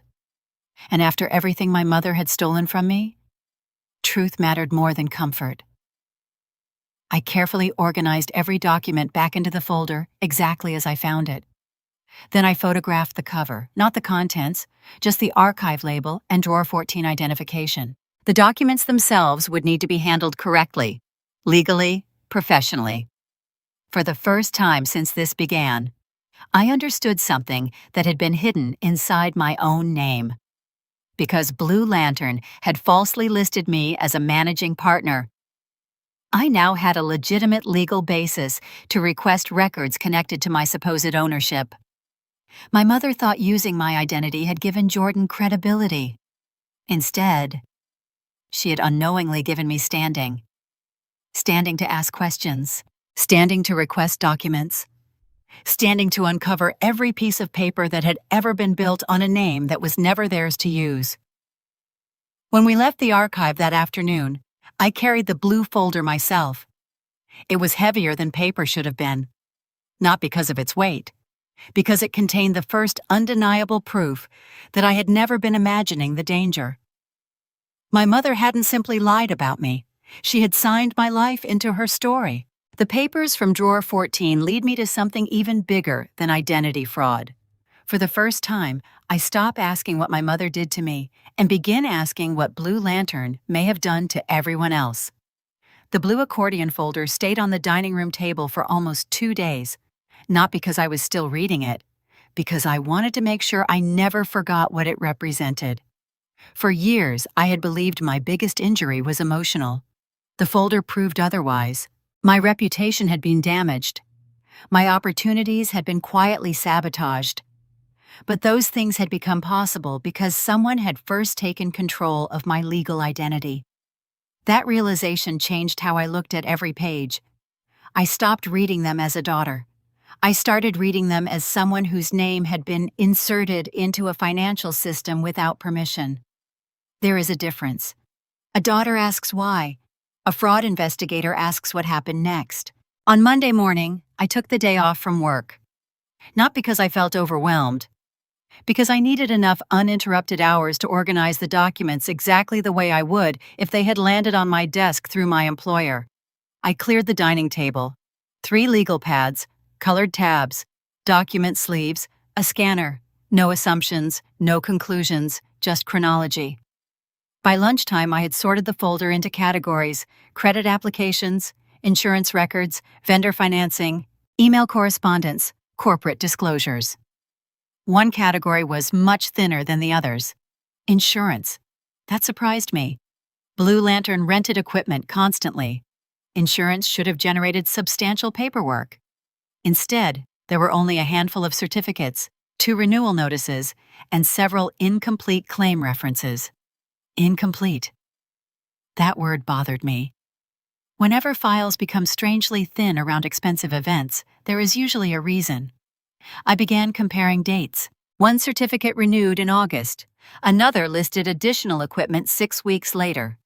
Then I noticed a handwritten note clipped to the back of an insurance renewal. Storm loss. October 2024. No explanation, just those 3 words. I searched through the rest of the folder. Eventually, I found a copy of an email confirming that supplemental claim documents had been submitted after severe weather-damaged event equipment. No dollar amount, no inventory, no photographs, only a claim number. The folder stopped there, which meant the real claim existed somewhere else. I looked across the room at Elias. He had spent the morning reading on the porch, deliberately staying away from my documents unless I asked for help. I think I'm missing part of the story. He closed his book. Do you need advice? I need perspective. He smiled slightly. Different things. I carried the insurance pages outside. I have evidence of a claim, but not the claim itself. Exactly. He looked over the paperwork without touching it. You've already noticed what matters. The missing pages? The missing pages. He leaned back. Claims generate paper. Lots of it. Adjusters, inventories, estimates, correspondence. If those documents existed once, they probably still exist somewhere. That was all he said. No speculation, no theories, just process. Exactly what I needed. The next morning, I called the insurance carrier listed on Blue Lantern's certificate. I identified myself exactly as the documents described me. My name is Maya Hollis. Pause. I appear as a managing partner on historical policy documents associated with Blue Lantern events. The representative verified my identity. Then she paused. I'm showing your name as an interested financial party on prior commercial policies. Interested financial party. Another lie my mother had created. Another legal doorway she never intended me to discover. I'd like copies of documents relating to any claims listing my name. There was a longer pause. I'll need a written request. I expected that. By the end of the afternoon, I had submitted everything required. No accusations, no emotional explanation, just documentation proving that records existed under my identity. 3 business days later, the first response arrived. Not the entire file, only a preliminary packet. It was enough. The claim number matched the handwritten note inside my father's folder. Loss date: October 3rd, 2024. Cause of loss: severe wind damage following a coastal storm. Claimed property: professional stage lighting system. Claim amount requested: $68,400. I stared at the number. Then I looked back toward my laptop. The warehouse photographs. My photographs. I opened the folder marked Blue Lantern Original Photos. There it was. The lighting rig. Jacksonville Event Supply. Asset tag: JES-LR-8841. Date embedded in the original image metadata: September 2024, less than a month before the insurance claim. I enlarged the photograph until the rental tag filled my screen. The metal plate was perfectly readable. I whispered to myself, that's not their equipment. For several minutes, I simply sat there. The emotional part of me wanted to cry. The professional part wanted confirmation. Emotion guesses, evidence verifies. I searched for Jacksonville Event Supply's public customer service number. When the receptionist answered, I introduced myself honestly. I'm trying to identify ownership of a lighting asset. She transferred me to equipment services. The employee sounded cautious. I gave him the asset number: JES-LR-8841. He typed for a few moments. I'm sorry, I can't discuss customer information. I understand. I'm only trying to confirm ownership. Another pause. I can't identify renters. I don't need renters. I swallowed carefully. I only need to know whether that asset belonged to Jacksonville Event Supply in September and October of 2024. More typing. Then, yes. One word. Professional. Careful. Enough. It was still company inventory. I thanked him immediately. I did not ask another question, because I already had what I needed. Ownership, not rental history. Ownership. When I hung up, I documented the call while every detail remained fresh.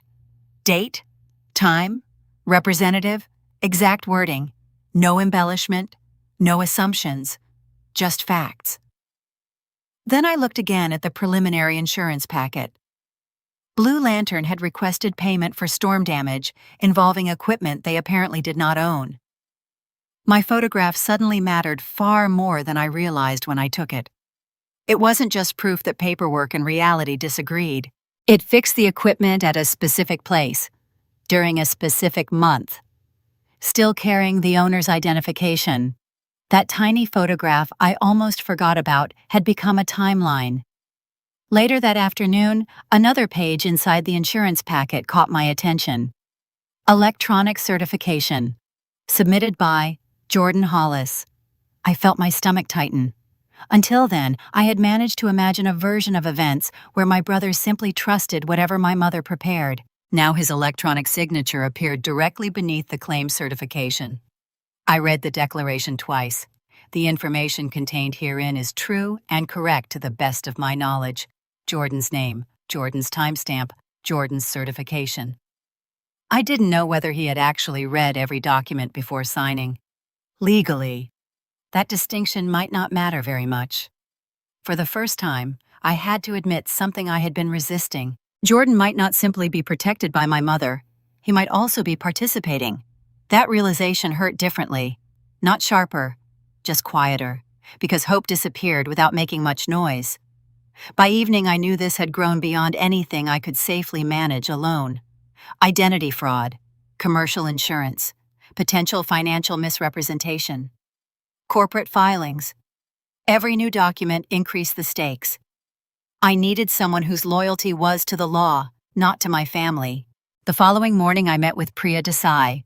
She specialized in financial fraud, commercial litigation, and identity misuse. I chose her because she came recommended by someone from work who described her with one sentence. She likes documents more than speeches. Within 10 minutes of our meeting, she asked for a timeline. Not opinions. Timeline. I handed her the organized binders. She spent almost half an hour reading without interruption. Finally, she removed her glasses. You've done something very important. What? You've separated evidence from conclusions. I hadn't realized how badly I needed to hear that. She tapped the warehouse photograph. This isn't your strongest evidence. It isn't? No. She smiled faintly. It's the bridge. I frowned. She continued. Identity fraud explains why your name appears in the records. She tapped the preliminary insurance claim. The claim explains where the money may have gone. Then she tapped the photograph one last time. And this connects the two. She looked directly at me. Without this photograph, someone could argue the equipment changed ownership later. I nodded slowly. With it, we have a contemporaneous record placing the asset inside Blue Lantern's warehouse, while it still visibly carried another company's inventory identification. She closed the folder. This case is no longer about a difficult family. She let the sentence settle. It's about whether documents were intentionally used to obtain money and credit that were never legally available. For years, I had wondered whether I was remembering my mother correctly, whether I was too suspicious, too careful, too unwilling to trust. Sitting in Priya's office, surrounded by organized binders instead of family stories, something inside me became very quiet. Not because the truth was comforting, because it no longer depended on anyone believing me. The documents were finally beginning to speak for themselves. I stopped reacting like a daughter trying to save her family and began acting like the legal owner of my own identity. Every step I take is deliberate, documented, and lawful, until I realized my mother unknowingly gave me the authority to uncover everything she tried to hide. When I left Priya Desai's office, I didn't feel victorious. I felt organized. That surprised me. For weeks, every discovery had landed like another emotional blow. The forged signatures, the insurance claim, my mother's late-night panic, the realization that Jordan's electronic certification appeared on paperwork connected to equipment Blue Lantern likely didn't own. Each piece had hurt. Priya did something different. She gave every piece a place. As we stood in the parking lot before I left, she handed me a yellow legal pad with 6 items written in neat block letters. Freeze your credit. Preserve every original document. Communicate only in writing. Request records under your legal standing. Do not accuse anyone prematurely. Let the paperwork move before the people do. I folded the page carefully. No phone calls? I asked. She shook her head. Phone calls disappear. Families like phone calls. Exactly. She smiled, but there wasn't much humor in it. People who rewrite conversations usually prefer conversations. That sentence stayed with me. For years, I had tried to explain myself verbally. Now I understood why I always lost. Words could be denied. Documents usually couldn't. The next morning, I sat at my dining room table with my laptop, 2 monitors from my home office, and a stack of folders that had become strangely familiar. Elias kissed my forehead before leaving for work. "You have enough coffee?" "I have enough evidence," he smiled. "I wasn't asking about evidence." "I know." He laughed softly. "I'll be home at 6. There were no speeches, no promises to fix everything. That was one of the reasons I loved him. He respected work that couldn't be rushed.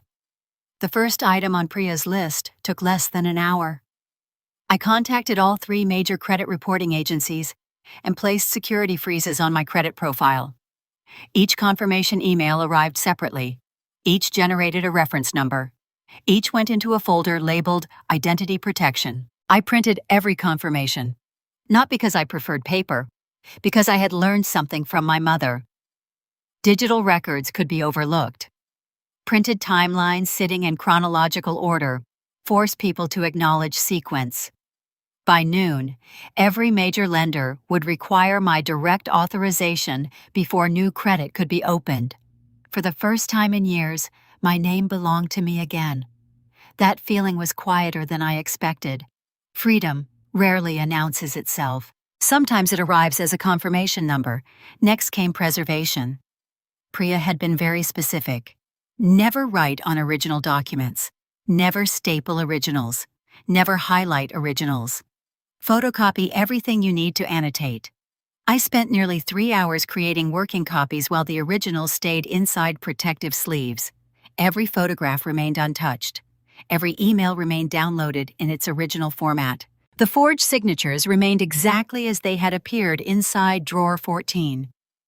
Not because I wanted to preserve the lies, because evidence becomes weaker every time someone can argue it was altered. Around 3 o'clock, I drafted my first formal records request, not to Blue Lantern, to Harbor Light Foundation. The request was simple. I identified myself as an individual listed in vendor documentation submitted under the Blue Lantern Events application. I requested every document identifying me as a managing partner, guarantor, financial representative, or affiliated individual. No accusations, no emotional history, only facts. I attached copies of the documents already bearing my name.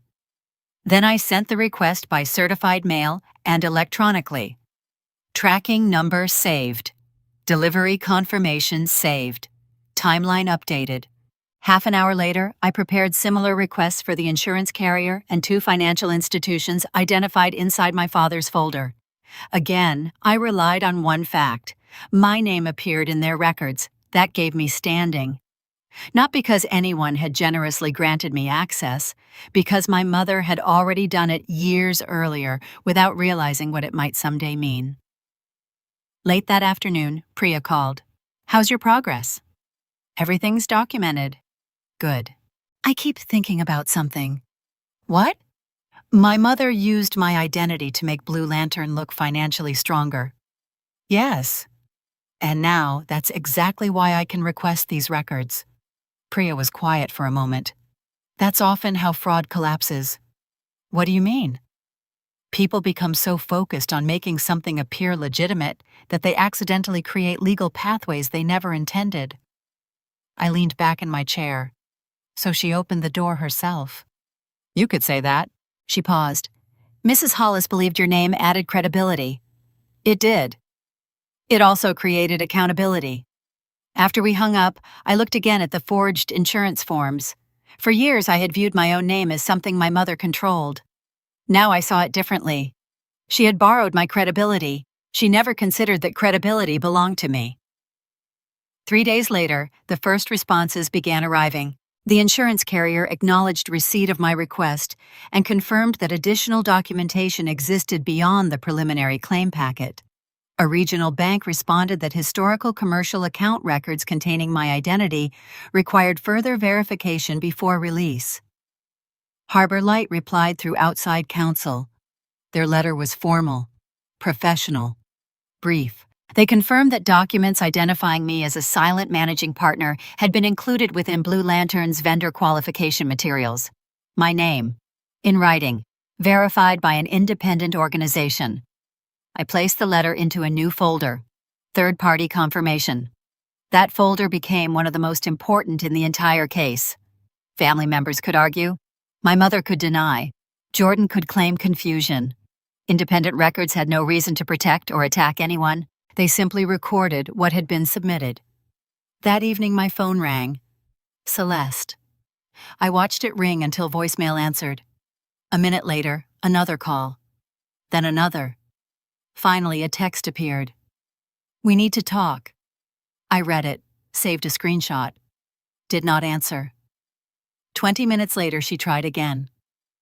Families shouldn't communicate through lawyers. I smiled sadly. She still thought this was about family. She still believed emotion could replace documentation. I typed one sentence. "Please communicate with me in writing regarding matters involving my name, financial records, or Blue Lantern events." Nothing more. I pressed send. 5 minutes passed, 10. Then her reply arrived. "I don't know why you're being so formal." I saved that one too, because she had unknowingly documented something important. She acknowledged the conversation concerned my financial records. She objected only to the format, not the subject. By the next morning, Jordan emailed instead of calling. The message was unusually short. "Maya, Mom says you're asking people for company records." I answered exactly as Priya suggested. "I am requesting documents concerning records created under my legal identity." No anger, no explanation, no accusation. Jordan replied almost immediately. "This is getting out of hand." I stared at the sentence. Out of hand. Interesting choice of words. Not, "Those documents aren't yours." Not, "You've misunderstood something." Simply, "This is getting out of hand." I archived the email. Every written response taught me something. Nobody denied my name appeared in the records. Nobody denied the signatures. Nobody denied the insurance documents. They only objected to my looking at them. That distinction mattered. 1 week later, Harbor Light's legal department sent another letter. This one contained a document index. Application package, insurance certificates, vendor disclosures, financial capacity statement, supplemental ownership schedules. I counted the pages listed. There were far more than my father had stored in drawer 14, which meant additional records still existed, legally, preserved, waiting. I closed the index slowly. Then I remembered something Priya had said. Never confuse having enough evidence with having all the evidence. For years, my mother had believed paperwork gave her control. She taught me that lesson without meaning to. She thought documents were something powerful people used against weaker people. She never imagined that one day I would quietly use those same documents to recover my own life. Not through shouting, not through revenge, through process. The hidden advantage I had been building for months was finally complete. My profession had taught me how to preserve evidence. The warehouse photograph had fixed a moment in time. The email she accidentally sent had revealed intent. Drawer 14 had exposed identity fraud. The insurance claim had connected money to documents. Priya had transformed facts into legal strategy. And my own name, the one my mother had borrowed without permission, had become the key that unlocked every official record she thought would stay forever out of reach. For the first time since all of this began, I wasn't waiting for the truth to appear. I knew exactly how to ask for it, and the law had already opened the door. My mother stops trying to control the truth in private and decides to defeat me in public. Without realizing it, every step she takes to protect Jordan creates the exact stage where the truth will finally be seen. The first public attack arrived on a Thursday morning, not through my phone, not through my family, through Harbor Light's attorney. Priya forwarded me a copy with a short note. "You should read this before we discuss strategy." Attached was an email chain that Harbor Light's legal department had preserved after receiving my records request. One message had been sent directly from my mother's personal email. The subject line read, "Concern regarding former family member, former, not daughter, former family member." I opened it. Celeste described me as emotionally unstable, obsessed with paperwork, and increasingly vindictive after failing to build a successful relationship with the family. She claimed I had become fixated on destroying Jordan because I had always been jealous of his success. Then she added something that made me stop reading for a moment. If Maya contacts anyone associated with Harbor Light, please understand she has a history of exaggerating financial issues that do not exist. No documents, no examples, only character assassination. She wanted Harbor Light to distrust me before they finished reading the evidence. Priya called an hour later. What do you think? I think she still believes reputation beats documentation. It usually does. She paused. Until documentation becomes public. That distinction mattered. For years, my mother had always kept conflicts inside living rooms, kitchens, phone calls, and family gatherings. She controlled the audience. She controlled the order of events. She controlled who spoke first. Now she was trying to do the same thing inside an organization that preserved email records. Without realizing it, she had created another piece of evidence herself. Later that afternoon, another packet arrived. This one came from Harbor Light's outside counsel in response to my formal records request. Most of the documents matched the index I had already received. One page did not. It was titled, Statement of Financial Structure. Near the bottom appeared a paragraph I had never seen before. Blue Lantern Events confirms that Maya Hollis serves as silent managing partner and has reviewed the financial capacity represented within this submission. Below the paragraph sat Jordan's electronic certification. Date, timestamp, submission record. I read the paragraph again. Not my forged signature, Jordan's certification. He had personally confirmed that I had reviewed information I had never seen. For months, I had searched for the place where ignorance ended. Now I found it. Whether my brother understood every legal consequence no longer mattered. He had actively validated a false statement. I called Priya. I think I just lost the last excuse I kept making for him. She answered quietly, I know. Neither of us rushed to fill the silence. Finally, she said, Sometimes accountability hurts because hope has to leave first. That sentence stayed with me all day. I had wanted Jordan to be careless. Instead, the documents showed participation. Not necessarily leadership, but participation. That weekend, my Aunt Denise called again. This time, she didn't pretend it was a casual conversation. Your mother says you're trying to bankrupt your own brother. I've requested records connected to my identity. You know that's tearing the family apart. I looked at the stack of certified mail receipts on my desk. No, I answered calmly. The forged paperwork did that. She didn't respond. Instead, she asked something unexpected. Are you coming to the Harbor Light Gala? I hadn't heard anything about attending. Why? Your mother said she'd really like everyone together. Everyone. Interesting word. 2 hours later, my own invitation arrived. Formal, printed, personally addressed. Harbor Light Foundation Annual Gala. Guest invitation. At the bottom, someone had handwritten a short note. Celeste hopes you'll attend so the family can move forward. I almost laughed. Families don't usually reconcile under ballroom chandeliers in front of donors. This wasn't reconciliation. It was theater. That evening, Priya came to our house with 2 legal boxes and a laptop. She spread everything across our dining table. The forged applications, insurance records, credit documents, Harbor Light submissions, email correspondence, rental photographs, the late-night voicemails. She arranged them chronologically. Not emotionally, chronologically. Then she pointed at the invitation. They're inviting you because they believe public opinion still belongs to them. You think it's a trap? I think it's an opportunity. She wasn't talking about confrontation. She was talking about preparation. The next week became strangely quiet. No dramatic arguments, no threats, only procedure. Harbor Light acknowledged additional records. The insurance carrier confirmed document preservation. Jacksonville Event Supply agreed to authenticate inventory records if legally requested. Every institution continued responding through proper channels. Meanwhile, My mother continued talking. Another preserved email reached Harbor Light.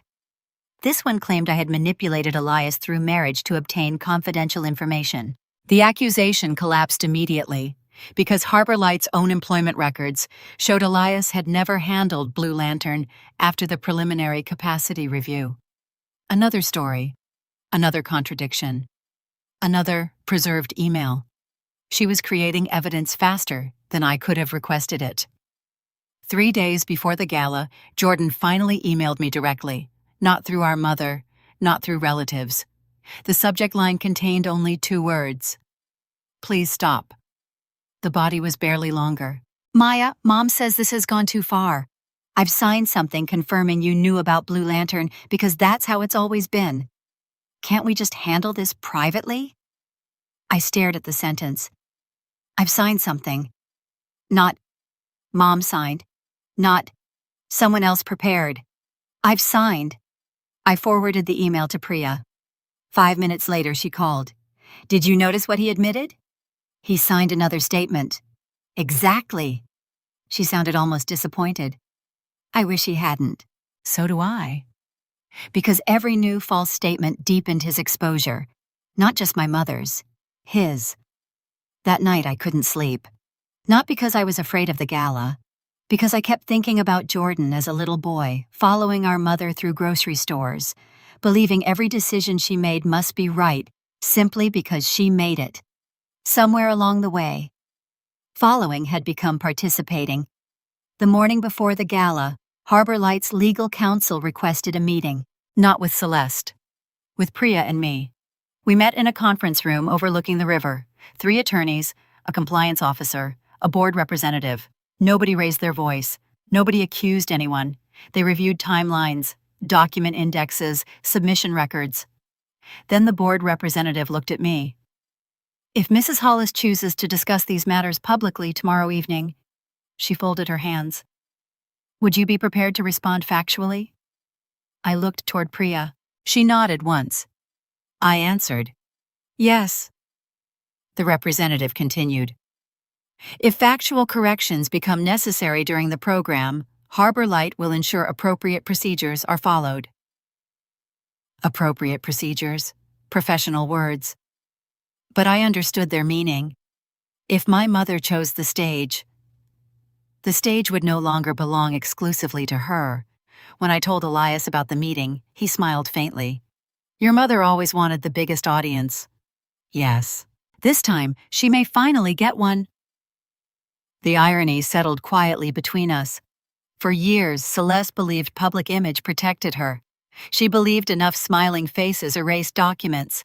Enough relatives erased timelines, enough confidence erased signatures. She still believed that. She had convinced herself the gala would become another family performance, where she introduced Jordan as the successful son, pitied the difficult daughter, and received sympathy for carrying such impossible burdens. She had no idea that almost every institution connected to Blue Lantern had quietly begun preserving records. She didn't know Harbor Light's attorneys would attend. She didn't know insurance representatives had been notified. She didn't know Jacksonville Event Supply had authenticated the ownership history behind the lighting equipment. She didn't know Priya had organized every document into a sequence that required almost no explanation. Most of all, she didn't know that for the first time in my life, I wasn't coming to defend myself. I was coming with evidence, and the stage she worked so hard to build for Jordan was about to become the place where every story she had spent years controlling would finally have to answer to the documents she never thought anyone else would read.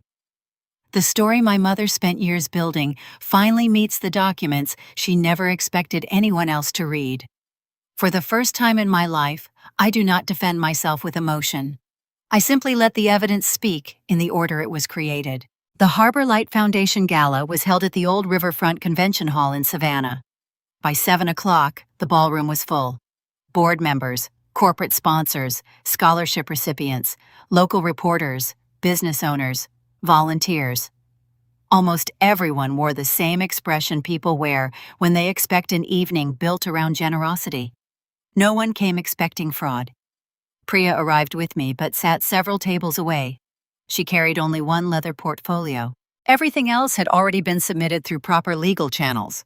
Nothing we brought that evening was meant to surprise anyone. It was meant to verify what already existed. Elias attended as my husband, nothing more. He deliberately stayed away from Harbor Light staff, spoke to no one about Blue Lantern, and made sure no one could ever claim he influenced what happened next. That mattered. Truth survives scrutiny only when every step can survive scrutiny too. Jordan stood near the stage, wearing a dark blue suit with a Harbor Light volunteer badge clipped to his lapel. He looked exhausted. Not frightened. Exhausted. My mother looked exactly the opposite. Confident, relaxed.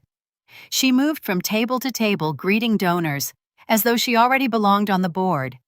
She hugged people. She laughed. She introduced Jordan as our family's success story. When she noticed me across the room, she smiled. Not warmly, triumphantly. She genuinely believed she had won. About 20 minutes before dinner, she crossed the ballroom and stopped in front of our table. "I wasn't sure you'd come." I said I would. She glanced toward Elias. "So this is your husband?" "Yes." She extended her hand toward him. "I'm Celeste." Elias shook it politely. "It's good to meet you." Nothing else. No tension, no accusations. Exactly the amount of courtesy required. My mother seemed almost disappointed. She wanted discomfort. She received professionalism. Then she looked back at me. "I hope tonight helps everyone move forward. I hope tonight helps everyone understand the truth." For the first time that evening, something flickered across her face. Only for a second. Then it disappeared. The program began shortly afterward. Scholarship recipients spoke. The foundation president thanked donors. A short video played celebrating community partnerships. Everything remained exactly as planned, until the recognition ceremony. The Master of Ceremonies invited Jordan to stand, while Harbor Light acknowledged Blue Lantern as a finalist vendor for future programming. Applause filled the room. Jordan walked toward the stage. Then my mother stood unexpectedly. She had not been listed as a speaker, but she had convinced the program coordinator earlier that afternoon to allow a brief family tribute. Later I learned she described it as a mother's thank you. She walked to the microphone smiling. "I won't take much of your time." People laughed politely. "My son has worked so hard for this opportunity." More applause. Then she sighed dramatically. "Unfortunately, every family has someone who struggles to celebrate other people's success." I felt the room become quieter. She continued. "My daughter has spent months trying to undermine Jordan with accusations that simply aren't true." She looked directly at me. "I still love her." Another pause. "I just wish she loved her brother enough to stop." The silence inside the ballroom changed. People were no longer listening politely. They were listening carefully. My mother mistook the difference. She believed attention meant agreement. She kept talking. "Sometimes successful families have to make difficult decisions." She smiled sadly. "We all make sacrifices." Then she said the sentence that ended everything. "We only used Maya's information because she was part of the business anyway. We were trying to protect the company while Jordan got established." The room stopped. Completely. She had not meant to confess. She thought she had explained. There is a dangerous moment when someone has repeated a lie so many times that they forget which parts are supposed to stay hidden. This was that moment. The foundation president slowly stood. He did not look angry. He looked confused. He walked onto the stage and spoke quietly with Harbor Light's legal counsel. Several board members joined them. After less than a minute, the foundation president returned to the microphone. "There appears to be a matter requiring clarification before we continue." He looked toward me. "Ms. Hollis, your name appears in documents submitted to Harbor Light by Blue Lantern Events." He paused. "Our legal counsel believes factual clarification is appropriate." Every eye in the ballroom turned toward me. For most of my life, that would have terrified me. Not anymore. I stood, walked calmly to the stage, placed one thin binder on the podium. Nothing theatrical, no dramatic gestures, no raised voice. I don't need to tell anyone what happened, I began. I only need to show you the order in which it happened. I opened the binder. The first document isn't financial. I held up the printed invitation record. My mother received and opened my wedding invitation in January. Then the screenshot of her text. Months later, she described my wedding as your little thing. I lowered those pages. They matter because they establish intent. No one interrupted. I continued. The next document is an email accidentally sent to me. I projected the preserved message. Don't let Maya see the final version. She'll ask too many questions. I looked toward the audience. That email was written before I ever requested a single record. Next came the warehouse photograph, the rental code, the enlarged image of JES-LR-8841. This photograph was taken weeks before an insurance claim. Then the preliminary claim. $68,400 requested for equipment identified as Blue Lantern property. Next came Jacksonville Event Supplies ownership confirmation. Then the commercial insurance documents listing me as silent managing partner. Then the forged credit applications. Then Jordan's certification confirming I had supposedly reviewed financial disclosures. Each page followed the last. No speeches, no accusations, only chronology. I wasn't asking anyone to trust me. I was asking them to read. Finally, I held up my mother's own email to Harbor Light, describing me as unstable. I received this after requesting records connected to my legal identity. I closed the binder. Every document you've seen tonight already existed before I spoke. Silence. Real silence.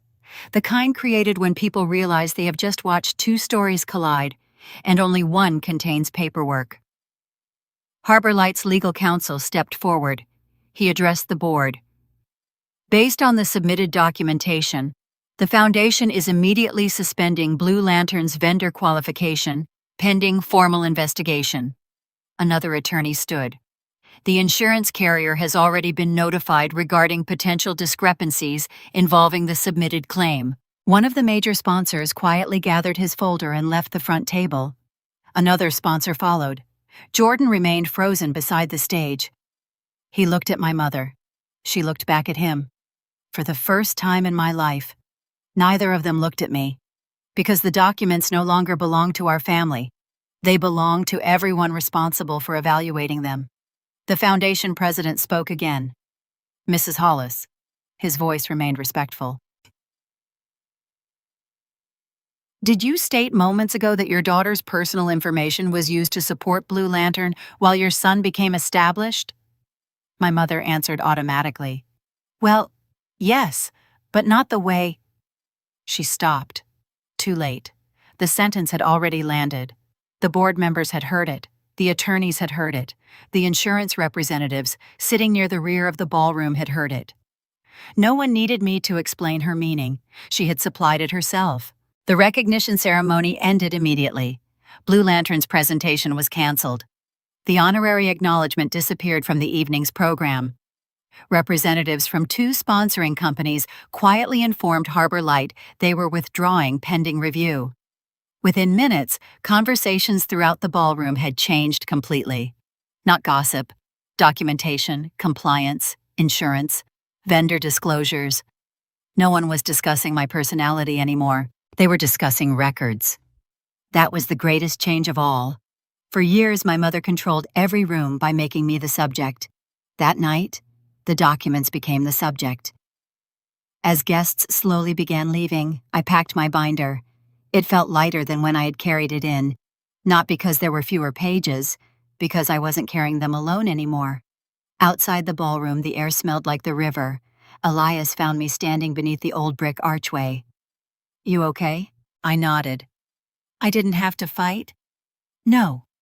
I just had to stop protecting the lies. He smiled. They were never yours to protect. For the first time since I was a little girl, standing beside a white camellia bush, I understood something my mother had never believed. Truth doesn't become powerful because someone tells it louder. It becomes powerful when every document, every witness, every timeline, and finally even the person hiding it, all begin saying the same thing.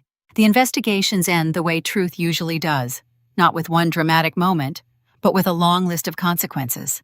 In the end, I don't receive the apology I once wanted. I receive something much more valuable: my name, my future, and a life that no longer requires my mother's permission. People often imagine justice as a single day. A courtroom, a verdict, someone crying while someone else walks away in handcuffs. Real life rarely works that way. Justice came to me in envelopes: certified letters, settlement agreements, credit reports, regulatory notices, documents. It seemed fitting. Paper had nearly destroyed my life. Paper would eventually give it back. The Harbor Light Foundation announced its decision less than 2 weeks after the gala. Blue Lantern Events was permanently removed from its approved vendor program. Every pending contract was canceled. Future applications were prohibited until the organization completed independent financial compliance reviews. Those reviews never happened. There was no business left to review.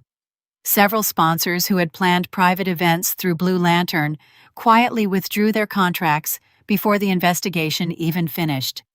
Nobody wanted uncertainty attached to charity money. Jordan called once. I didn't answer. He left one voicemail. I never thought it would become this. Neither had I. But it already had. The insurance investigation moved more slowly, months, not weeks. Eventually, Priya called with the update. The carrier has officially denied the claim. I closed my eyes. And? They're seeking reimbursement for investigative costs. The amount wasn't enormous. Compared to everything else, it almost seemed symbolic. But symbols matter, especially when someone has spent years believing consequences belong only to other people. The commercial lenders came next. Every account carrying my forged signature was closed. My name was formally removed. Outstanding balances were reassigned to the individuals legally responsible for the obligations. One bank sent me a letter confirming that I had never been liable for the debt. I read that sentence 3 times. Never been liable. Legally, they were talking about money. Emotionally, they were talking about something much larger. The credit bureaus completed their investigations over the following months. Fraud alerts became permanent corrections. The forged commercial obligations disappeared from my history. My credit score recovered steadily. One afternoon, I logged into my account and stared at the number on the screen. Not because the score itself mattered, because it belonged to me, completely, for the first time in years. The civil case settled before trial. Priya believed that outcome protected me better than a long public lawsuit. I agreed.